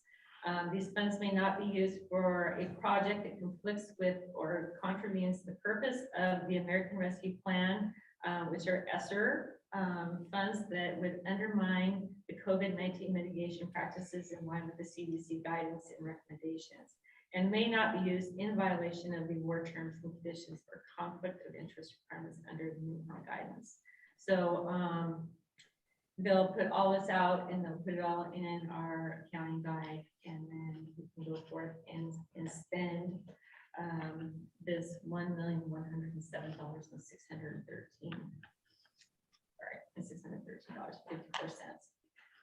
So that was a big part of our ending fund balance. It can't just sit there to be part of our ending fund balance. They specifically said that. They need us to use it, but they don't want us to remove ESSER dollars from whatever we're spending that on and use this. This is going to be an addition. All right, and then the other thing that came in through apportionment is if you see ESSER 2 and ESSER 3 dollars, you can see that we did go through, and ESSER 2 and 3 dollars have special coding as well. And so we were able to go back and look through our school year and see what we could claim under ESSER 2 and 3, and we've done that. And then we have the DOH Learn to Return, and we receive $134,489 for that. We've already spent part of that. We will have that all spent by the end of the school year. We don't know if we'll be able to apply for that again, but if we are able to, we'll probably receive that same type of amount again this next year.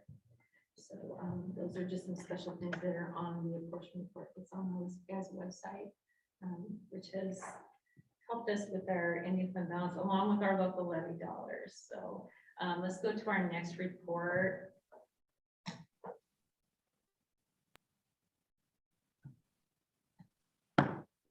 I can't see this. I have to look at my laptop. Okay, so this one just is a bigger breakdown. This is what you're used to seeing as your budget status report. And compared to last year's actuals for May 2021 and then May 2022. So you can see our revenues, our actual for the month in the general fund is $5,456,102.01, and our expenditures for the month are $447,748.19. And so that's why you can see that our revenues outweighed our expenditures this month and helped our ending fund balance.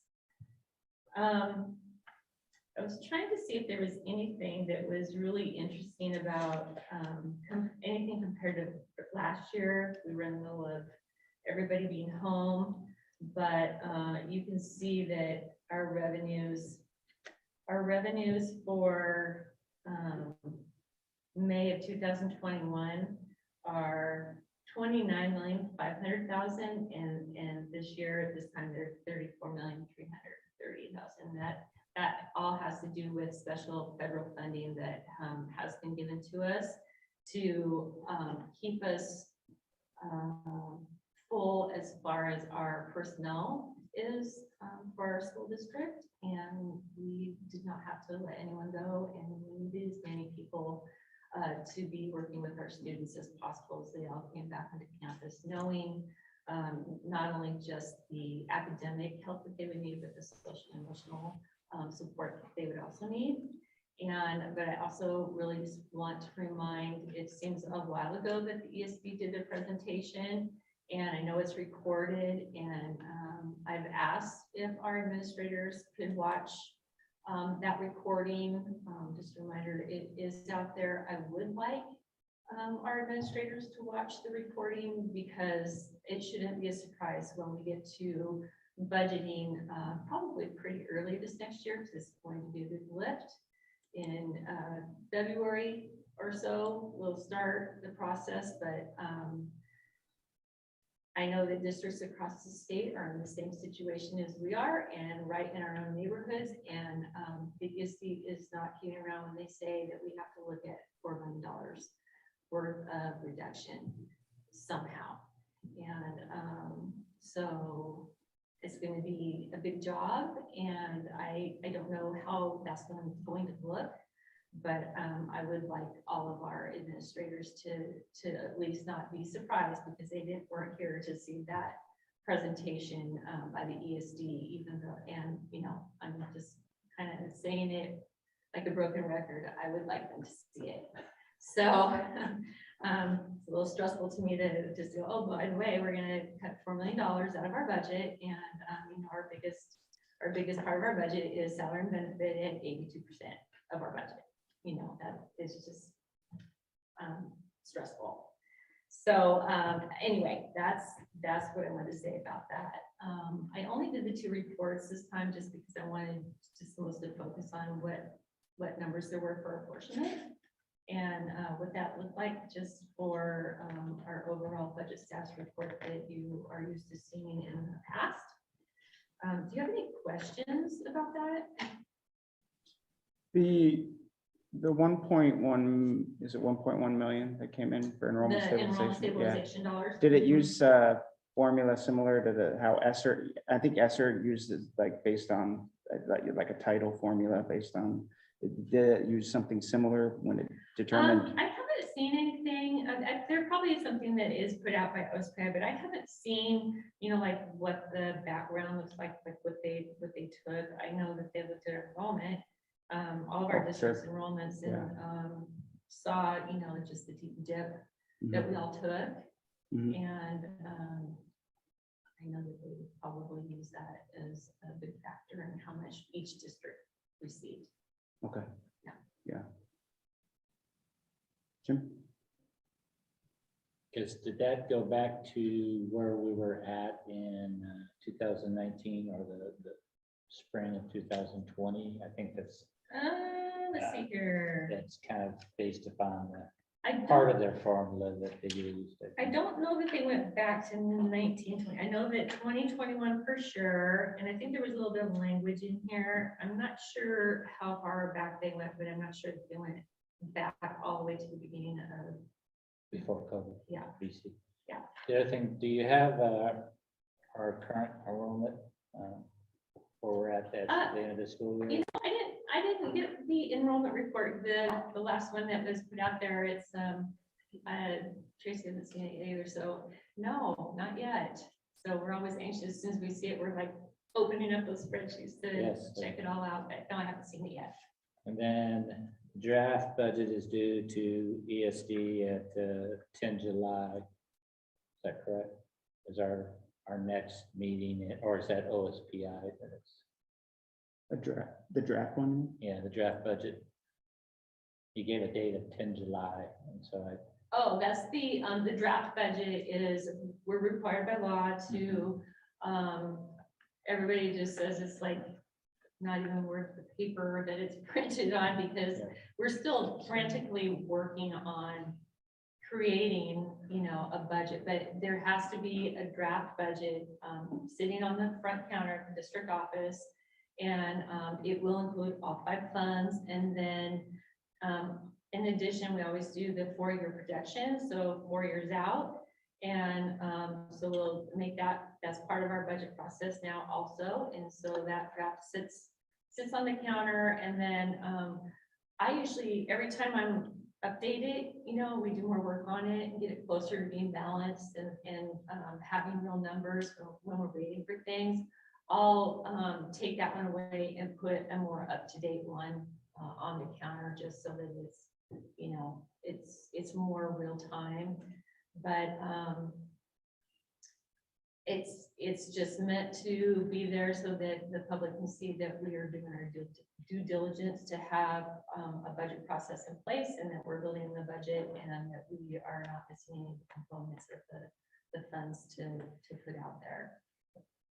their next board meeting is on July 18th, and then we go to the 2 in August, but we have a retreat coming up, and I'm sure we can review that presentation again from ESD also to make sure we have that links on it, so. Yeah, even if it's just the main part of it, just to, you know, at least good. Thank you. Yeah. Other All right, I had one more thing, if nobody has any more questions. And this kind of goes along with something that Director Stopper talked about. And I get all kind of, you know, frustrated and up in arms when I see things in the paper, and I never saw the person come into my office and talk to me. And it has to do with finances of the school. And I'm wish that they would. And I don't know, you know, why questions weren't asked, but it's frustrating to me because the damage is already done once things get out there to the public and the information is not correct. And so I just wanted to say, just make a statement one more time, because I've been talking about the elevator and the room upstairs called the loft at all of our board meetings and where the funding is coming from. And I don't think that unless people come and ask questions or call and ask questions, that they're not realizing the difference between our capital projects levy dollars that we just went out to our community and asked for $50 million. And that's starting to trickle in now, and the projects that are slated to be used with those dollars that the community entrusted us with are different from dollars that we have left over in our capital projects fund, which Chris Marfori is calling our general capital projects, so that you can keep it separate from our capital projects levy. And that's why you see the 3 columns there, because he's trying to keep it separated. So those funds are not part of the levy dollars that are coming in now for the projects that were slated in those 4 tiers. Those dollars have been sitting in our capital projects fund. We came in under budget for removal of the community school and building the kitchen. And that was supposed to be like, you know, we have to do what we need to do. We're going to spend those bond dollars and capital projects dollars appropriately, and we're going to get the projects done, and it's going to come in under budget.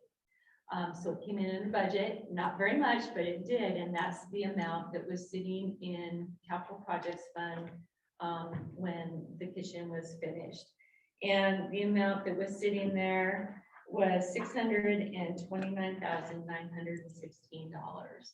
And it's not enough money to put a whole new security system in our district. It's not enough money to put the infrastructure needed into our district. It's not enough money to do a lot of the projects that need to be done before we can put security cameras throughout our district or keyless entry points in our buildings or any of those things.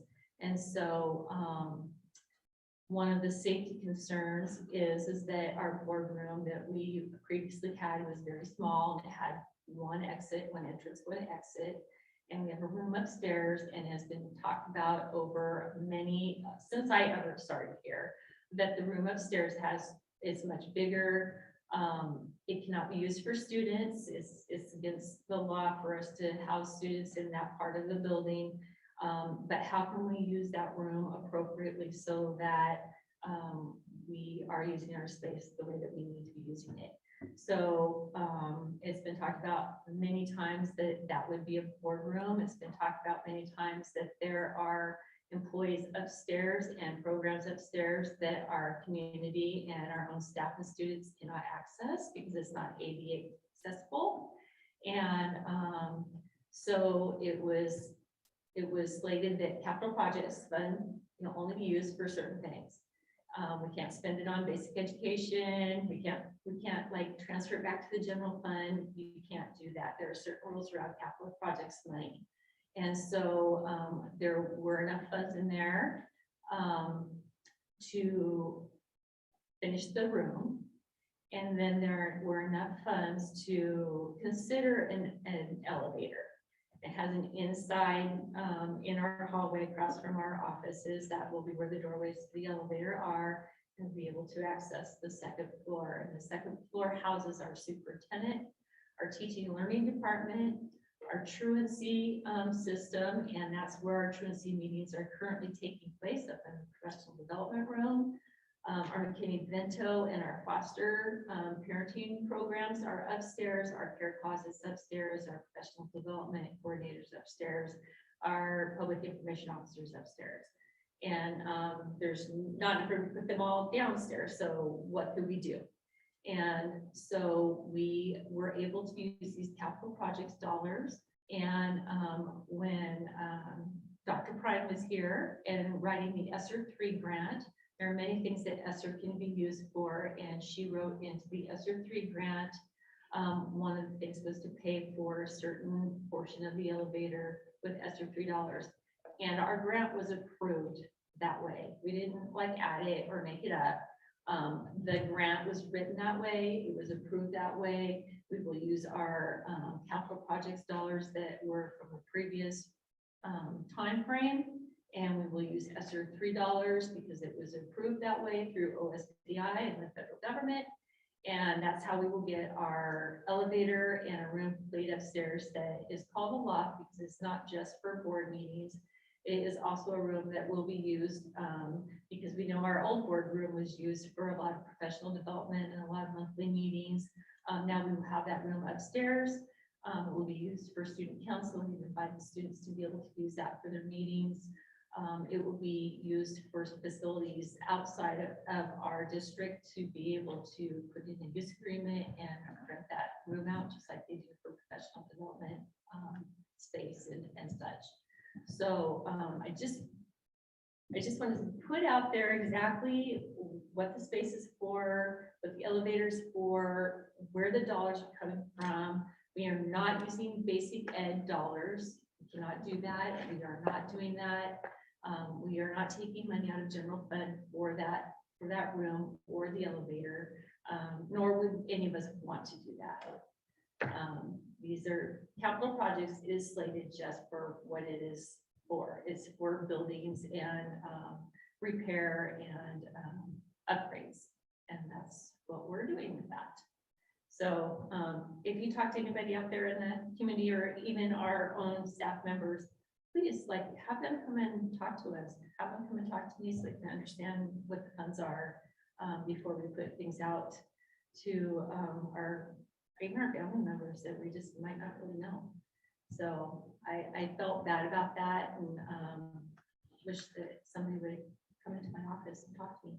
What you've said just sounds like a perfect op-ed piece. What's that? As a response to that letter, what you said Yeah, is really very nicely. Thank you. I felt bad, because we all know it is all about the kids. But we all know that there's a whole support system that has to be in place in order to provide everything out there for our students. And you can't just, you can't ignore some of those things. So how do we get ahead of that message? Because it pops up every now and then. Well, it seems like I'm always talking about it, but the different funding categories are, if you're not using it every day, you may not realize the difference of uses for general fund and capital projects and debt service. And we can only buy buses and major repairs with transportation vehicle fund. And, I would hope that if anyone's interested, they would come in and find out, here's the money the school district has, and here's the buckets of money that it sits in, and these are the available uses for those. And the accounting manual is on OSPI's website. It's available to anyone. And in just the first page of each chapter that has to do with the fund, it tells you exactly what the dollars are for. You don't have to read the whole thing if you're interested. So, yeah. Yeah, that might be something, what Director Halverson suggested, that might be something as superintendent, maybe look into with Darlene and our public information. Maybe we do write an op-ed or an editorial, or because we have struggled with, how do we respond to, especially social media? How do we respond appropriately? How do we respond to things you see in the newspaper? And remaining quiet is sometimes the best choice, but nature abhors a void. And so when we don't say anything, whatever was put out there in the latest tweet, social, Facebook post, letter to the editor is what the public sees and reads. So you might think about that or look at it and explore what's appropriate. Yes, thank you. We were just talking today about what we need to do to educate the public and our own staff. And so I think you'll see some things forthcoming. And one of those may very well be an op-ed response. I've talked to Vince a little bit about it from safety perspective, and Darlene and I haven't caught up on it yet, but we're talking about what we can and should do to help our own staff understand and the public understand what it's about, because it is not easily understood, but it can be explained, and Darlene just did a great job of explaining it. So I think you can anticipate some action on our part. Yes, Darlene, I appreciate the passion and that, and we're pretty well versed in how those budget line items work, but it's obvious that folks do not, and that's what creates the. Nor, would we expect it only to, but I would just expect that we would get the courtesy of this Call you first. first. Yeah. And it was a great explanation that you gave, really. Thank you. Thank you. Thank you. All right. See it? All right, and that brings us to Director Stauffer. I think you have a couple of slides you wanted to go over with us briefly. Sure, should we take a half-hour break? Only kidding. What? While you're giving it, or before you. So, yes, this is Advocacy Insights, and with our strategic plan, this falls under the community connection and resources, information and communications.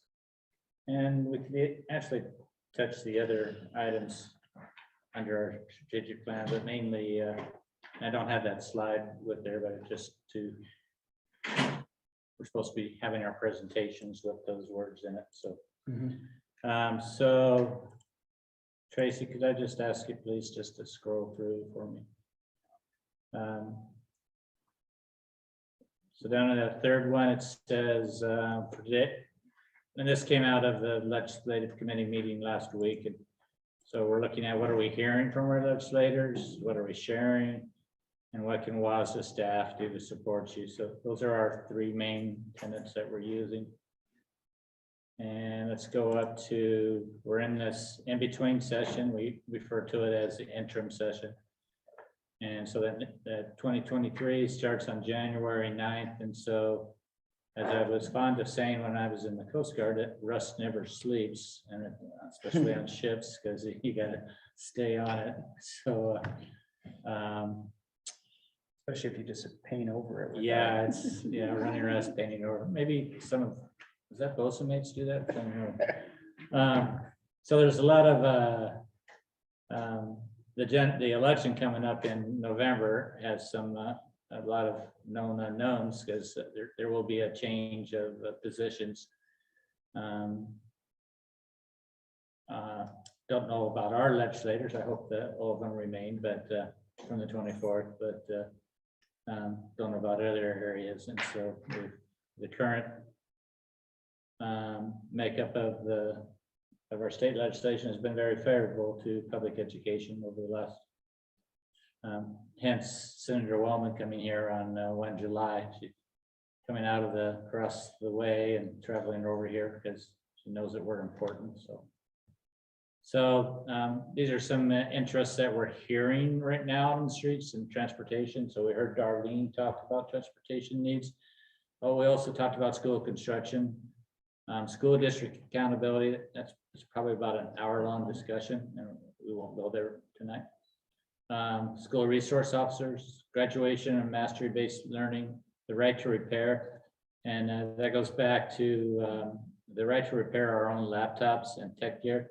And actually, back when we were looking at this bill last year, I asked Bo for some input, and thank you again, Bo, but it's going to come back up. And what it is, it means that a lot of the warranties on our gear, we can't touch it ourselves. We have to ship the laptop back up. And so what legislators are looking at is giving the districts, school districts, a little bit of leeway and making those repairs, but not taking out the warranty on a piece of item. So universal free lunch, which our school lunch, school meals, and that's that one's coming out of the other Washington, and we're hoping that that gets some more legs. Even your elections, there's been a push by some legislators to that school board directors should be on the same schedule as that they are, and that county commissioners but on the other side of that coin is that we don't want to get lost in those other elections, and that typically it occurs when we're doing levies and bonds, and it's during that general election. I remember when we tried our bond, and we were like on page 8 of that ballot that came out that year, and people had a choice of making putting a yes down or a yes and a no, and some of them didn't even go to the second page of that ballot, or the 9th page where that other item was on. So then we see parent and community access, and that's going to be a big item for how do we allowing more access, allowing the community access, and we talk about it here during our board communications and public comments. Next, please. Keep on going. Some others here are special ed funding, continuing support for mental health, and Ms. Kendall's not here now, but that's we know that that's a top one. Staffing, especially for our small schools. So SQUIM, we're in that middle. We're not a large school district or a small school district, but we are affected greatly with our staffing. Reduced reporting requirements. The thing that we've always been pretty strong with WAS is that when the legislators task us with another item, make sure there's some funding that comes with it and not an unfunded mandate. And so we'll push that. Next one, please. Keep going. And this is for everybody's out there. You can read it more leisurely.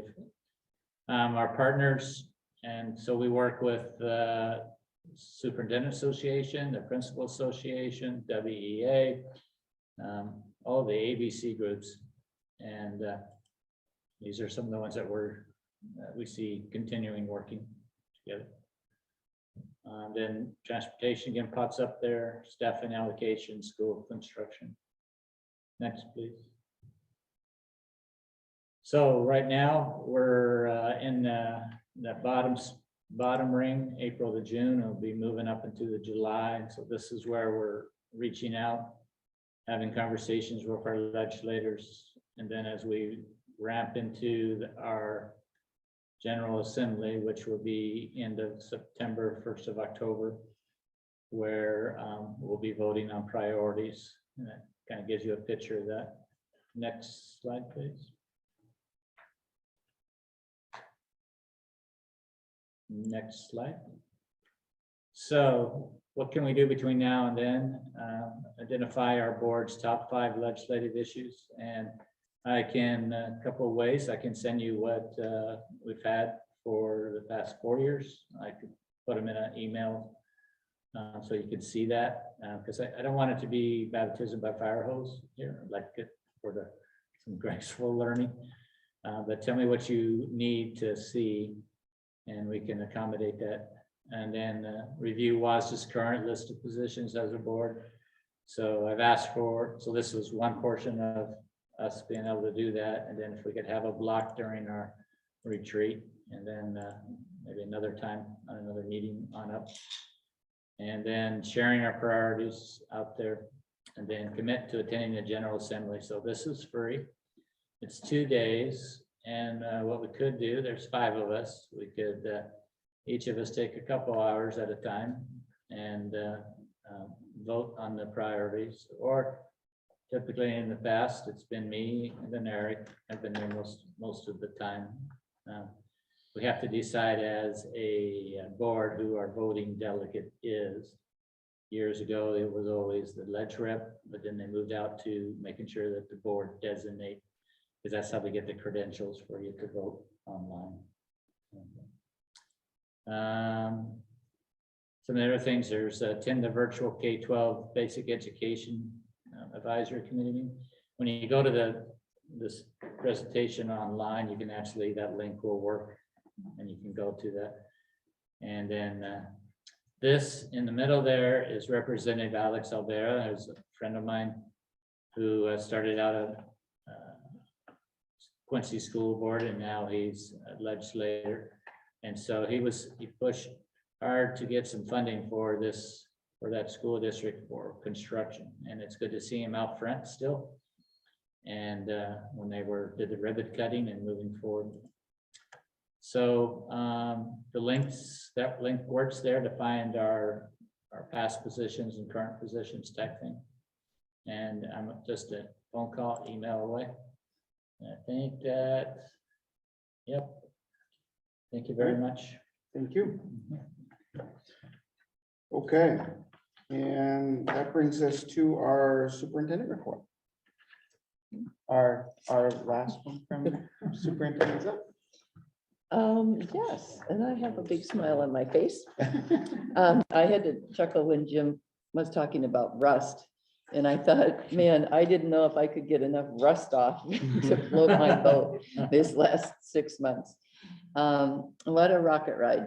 I laugh as I think back on it, how 11 years of being a superintendent has been crammed into 6 months here, because I think about every issue under the sun that I could even imagine, including a track. I mean, naming facilities, you name it. I mean, all of it. Snow day. Snow days starting in December before I even started. Yeah. But I just want to thank you for the opportunity. It has been quite a journey, and it's had its ups and downs for sure. But I knew that coming in. I wasn't naive, but I must say that the intensity at moments was probably more than I had hoped. But the reason I survived well is because of people like Tracy and Darlene and Victoria and Donna and many, many other people. My rusty boat would have sunk a long time ago if it hadn't been support from the board and support from the amazing people in that district office. Regan is a lucky woman to be coming in and having this kind of support from the board and from district office and administrators and others. She will be a raging success, I am sure. So I just thank you. And I'm going to go home and reintroduce myself to my husband. I think I know his name, but I'm not sure anymore. So he's ready for me to be done, and I'm ready for me to be done. And so I'll be hanging around till the 18th, till Regan gets here. And after that, as needed, if she wants to confer on things. We've been talking quite a bit as the months have gone on here since her hire. So I will be available, but I will not be, hovering in my office every day looking for something to do. I'll come in as I needed after that. So thank you for that. I really appreciate SWIM. SWIM is an amazing place, and there's so much goodness and so many wonderful people in this community and in the school district. And I can't wait to see the sun come up again and smile on what's going on here in a way that it seems like it hasn't for a little while. So I'll be watching from Florida. So with that, I will say thank you. Well, thank you very much, and we definitely have appreciated your expertise and coming in, and the way that you did, and in the middle of the school year, and the board does have a little something for you. So just as a thank you, although this is certainly just a small token, just to let you know just how much, but we know that you put in so much time and so much effort, and we appreciate it, and especially even being willing to help us out even as we transition and ongoing.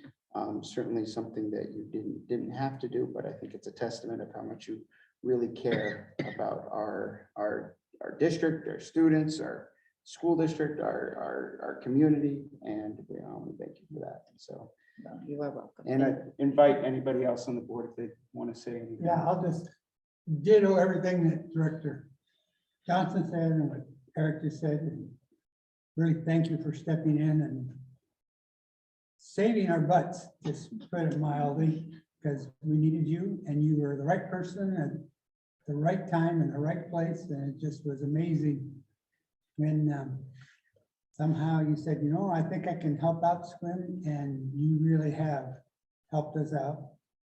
And, you know, some of the heart-to-heart talks we've had, it's usually about how you were handling all this. And I'm really glad to see you do have plans for the future, that you have done your job well here in SWIM, and I wish you all the best and relaxation. And in the sunshine state of all places, but I know that's something you're looking forward to. So again, thank you very much for doing all that you've done to keep us whole and to keep us moving forward. Thank you. And I'll just say that I started watching school board meetings before I joined the board, a while before, and paying attention in the papers. And I remember when the previous superintendent decided to leave, and I thought, what is the board going to do now? What's going to happen? And then you came, joined and volunteered and took on this task. And the other thing I'll say is that when I watched the school board meetings, I was really struck by your common sense. You know, when you were speaking, did your reports and engaging with the board about matters big and small, just how much you clearly cared and how much you wanted to communicate that care to the rest of the board. And again, just your groundedness and common sense. I have to say that struck me a lot and made me think about whether or not I could join the board. And it felt right. So I want to thank you for that service. And I think you've made a huge difference here in the school. Yes, thank you. I remember our first discussion was about a snow day, because it was in December, and like that was probably going to be your first decision, and we hadn't even sworn you in yet. But it worked out great, and sometimes things are meant to happen, and you were meant to be here with us on this portion of our journey as we found Reagan then. And I ditto Marin's comments there, because you can look around at other boards and because they're all over YouTube now, and you just go, oh my gosh, there's all sorts of craziness at those other ones. We're okay. There's some, frustration things, but we're okay compared to the what others have gone through and so forth. But you brought that calmness to us to enable us to right the ship, keep the lights on, get us through graduation, and starting in appointed Lauren. We hired Reagan. We've gone through some other, and it's all good work. I don't know about Florida though. There is a sunshine. There is a sun. I will send you pictures. Oh, it's just... I know you've lost hope. But there's a sun. I promise. Well, you can send us pictures if you want to be. You will, well, enjoying the sunshine. me in the sunshine. Yes. Back in my youth, I was at training in Orlando, Florida. And I woke up in the middle of the night in this previously condemned World War II barracks that they put us in. And there was this cockroach, which was about 4 inches long, sitting on my chest. And I'm like, why am I going to school in Orlando, Florida? But, we survived that. And, I chose not to. I want to hear that. I chose not to put in for any other job assignments in the great state of Florida. So all the best. Thank you. Thank you so much, all of you. Yeah, Appreciate thank it. you. All right, well, with that, I think we're moving on to our board business then. Oh, yeah, we got some And action. we have an approval recommendation, as we heard from previous, regarding the naming facilities committee. So we will start with a motion on that item, and we can have discussion. So do we have a motion? I'll move to approve the recommendation of the naming committee. I'll second. All right, it's been moved and seconded to approve the recommendation from the naming committee. Discussion. Dr. Stoffer. Well, first, I'd really like to thank the committees, and I see we still have 3 here, so thank you. Thank you for staying with us. And we promise we're not staying overnight, but thank you for staying with us. I think it's very important that upon our approval that we really get ahead of this and get the messaging out about it. I want to see a name out there. I want to see a opening ceremony with their tribal partners. This is a pretty big deal, and we can't just go, okay, now we've done it. No, we have to get out ahead of it. I would like actually to see in all the programs and brochures that the high school uses, from all their sports stuff, that it's in there. I would like to see it next year's graduation, a land acknowledgement because we do a land acknowledgement here. We heard from Judy about the village that we are right here. And so I would like to see us go forth with that, and really appreciate the tribe, Judy, and the Alumni Association. Several came to our meetings last year in the cafeteria. Fun times in that little space. But here we are. So I'm ready to vote in favor of this, and I'm very excited about it that we have got to this level of recognition of not only a community member, but our tribe too. Sure. Thank you. Any additional discussion? I would just like to, I just wanted to thank Joan in particular for this, because I think this is something that's been sort of lingering out there for a while. And it, sometimes it just takes somebody to take the bull by the horns and the creativity to get the right people in the room and the right synergy. And obviously, she had I don't know who helped her put that group together or if those were her ideas, but you got the right people in the right time, and the people who needed to be represented were, and it seems easy looking as we sit here and look at it now. It sounds like it all seemed very obvious to everybody, but I know this has been a challenging and not necessarily contentious issue, but it's been one that we've struggled with, and so to see such an elegant conclusion that really seems to address the needs of all the stakeholders and honor people appropriately and the tribe appropriately.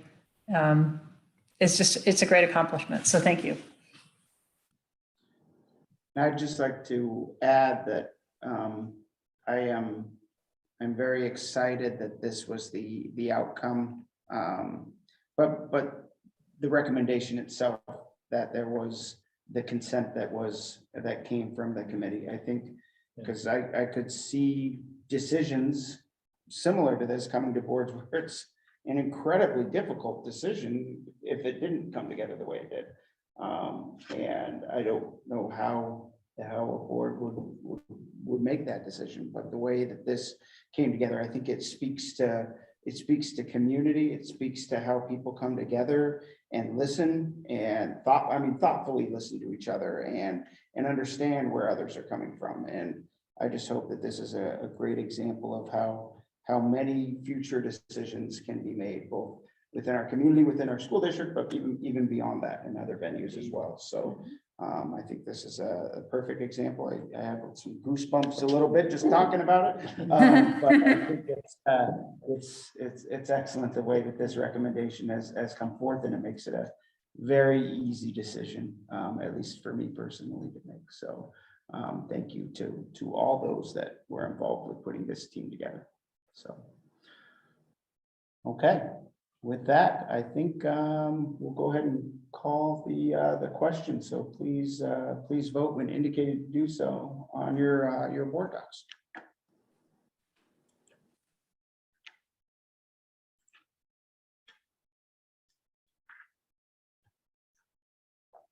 All right, and that has been approved by all, so excellent. And we will ask that our Lori can hardly contain. well, I think it's been a long road to get here. Yeah, May I address? sure, unless there's objection. That's okay. This was over a 2.5-year journey for someone who has just come aboard the board. And we have so appreciated Superintendent Zook and her calmness. She let me vent and didn't throw me out of her office because it was such frustration, as you guys have pointed out, to get the framework in process. So there is a framework that people can then use to do this, as you pointed out, together and collaboration and work as a team. And so we so appreciate it. We're having an all-school reunion in August. We would love to have the ceremony during this reunion if it's possible, please. Thank you so much. Thank you. Okay, so we also have the approval of our CSIP plans. Mr. Chair, I motion to approve of the CSIP. Thank you. Do you have a second? I second. All right, it's been moved and seconded. Any discussion? Challenging through the year, and I appreciate their work. At the end of this, navigating through COVID and what all that means. And there's still a lot of questions that will remain out there, but it's okay. And could see the heart and dedication of our administrators, and then from there the staff. And so supportive of this, and we just need to continue learning and sharing this in the community also of this work. Anything else? Okay, all those in favor, please vote when indicated.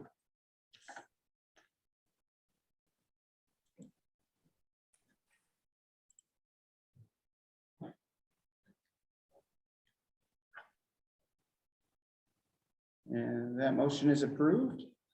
That brings us to 12.03. Approval of our resolution. Do we have a motion? Mr. Chair, a motion to approve the Howler resolution. Thank you. Do we have a second? I'll second. All right, any discussion? So this looks like it was came to us as a grant opportunity.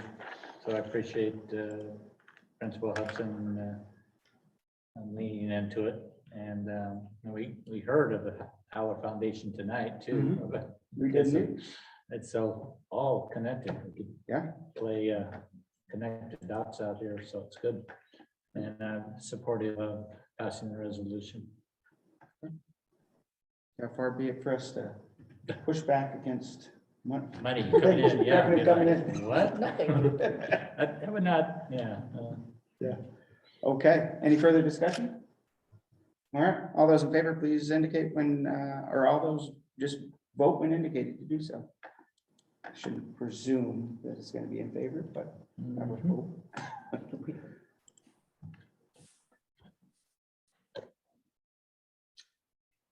All right, and that motion is approved. So upcoming board meetings, we do just have,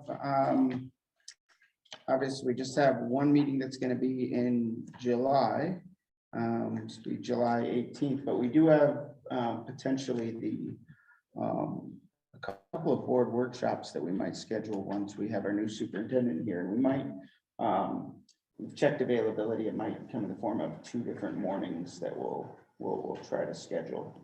So stay tuned to your email for that. I believe that Tracy's already sent out some potential days for that. So we'll keep everyone posted on those. And I think we'll know more. We'll try to set up a meeting with this week, I think, Greg, Tracy, about setting kind of the agenda and that sort of thing. So, yeah. Okay, so I think that is it. Anything else? So Larry, we have a facility, athletic facilities on Here we have some, Wednesday. is that we're gonna correct? go Wednesday just for a small little group. Yep, For the just a planning group. Okay. Just to plan, put down the timeline and kind of where we're headed. So from there, looking at Darlene's message, there was a group, community members that fundraised for security things for our district. They raised $5,000. It's still listed on their page. And I would like us to, somebody talk to them and say, do you mind handing it over to us? Because they, every once in a while, some of their members are the ones that talk about it on social media.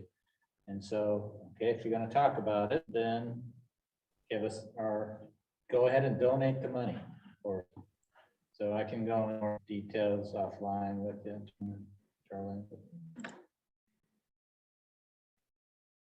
So.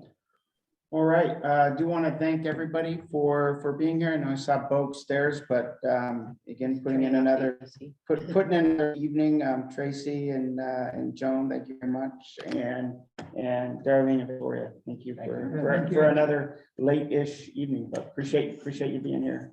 And with that, we will adjourn. Thank you all. Bye, Pat. Or good Good night. night, good morning. Night.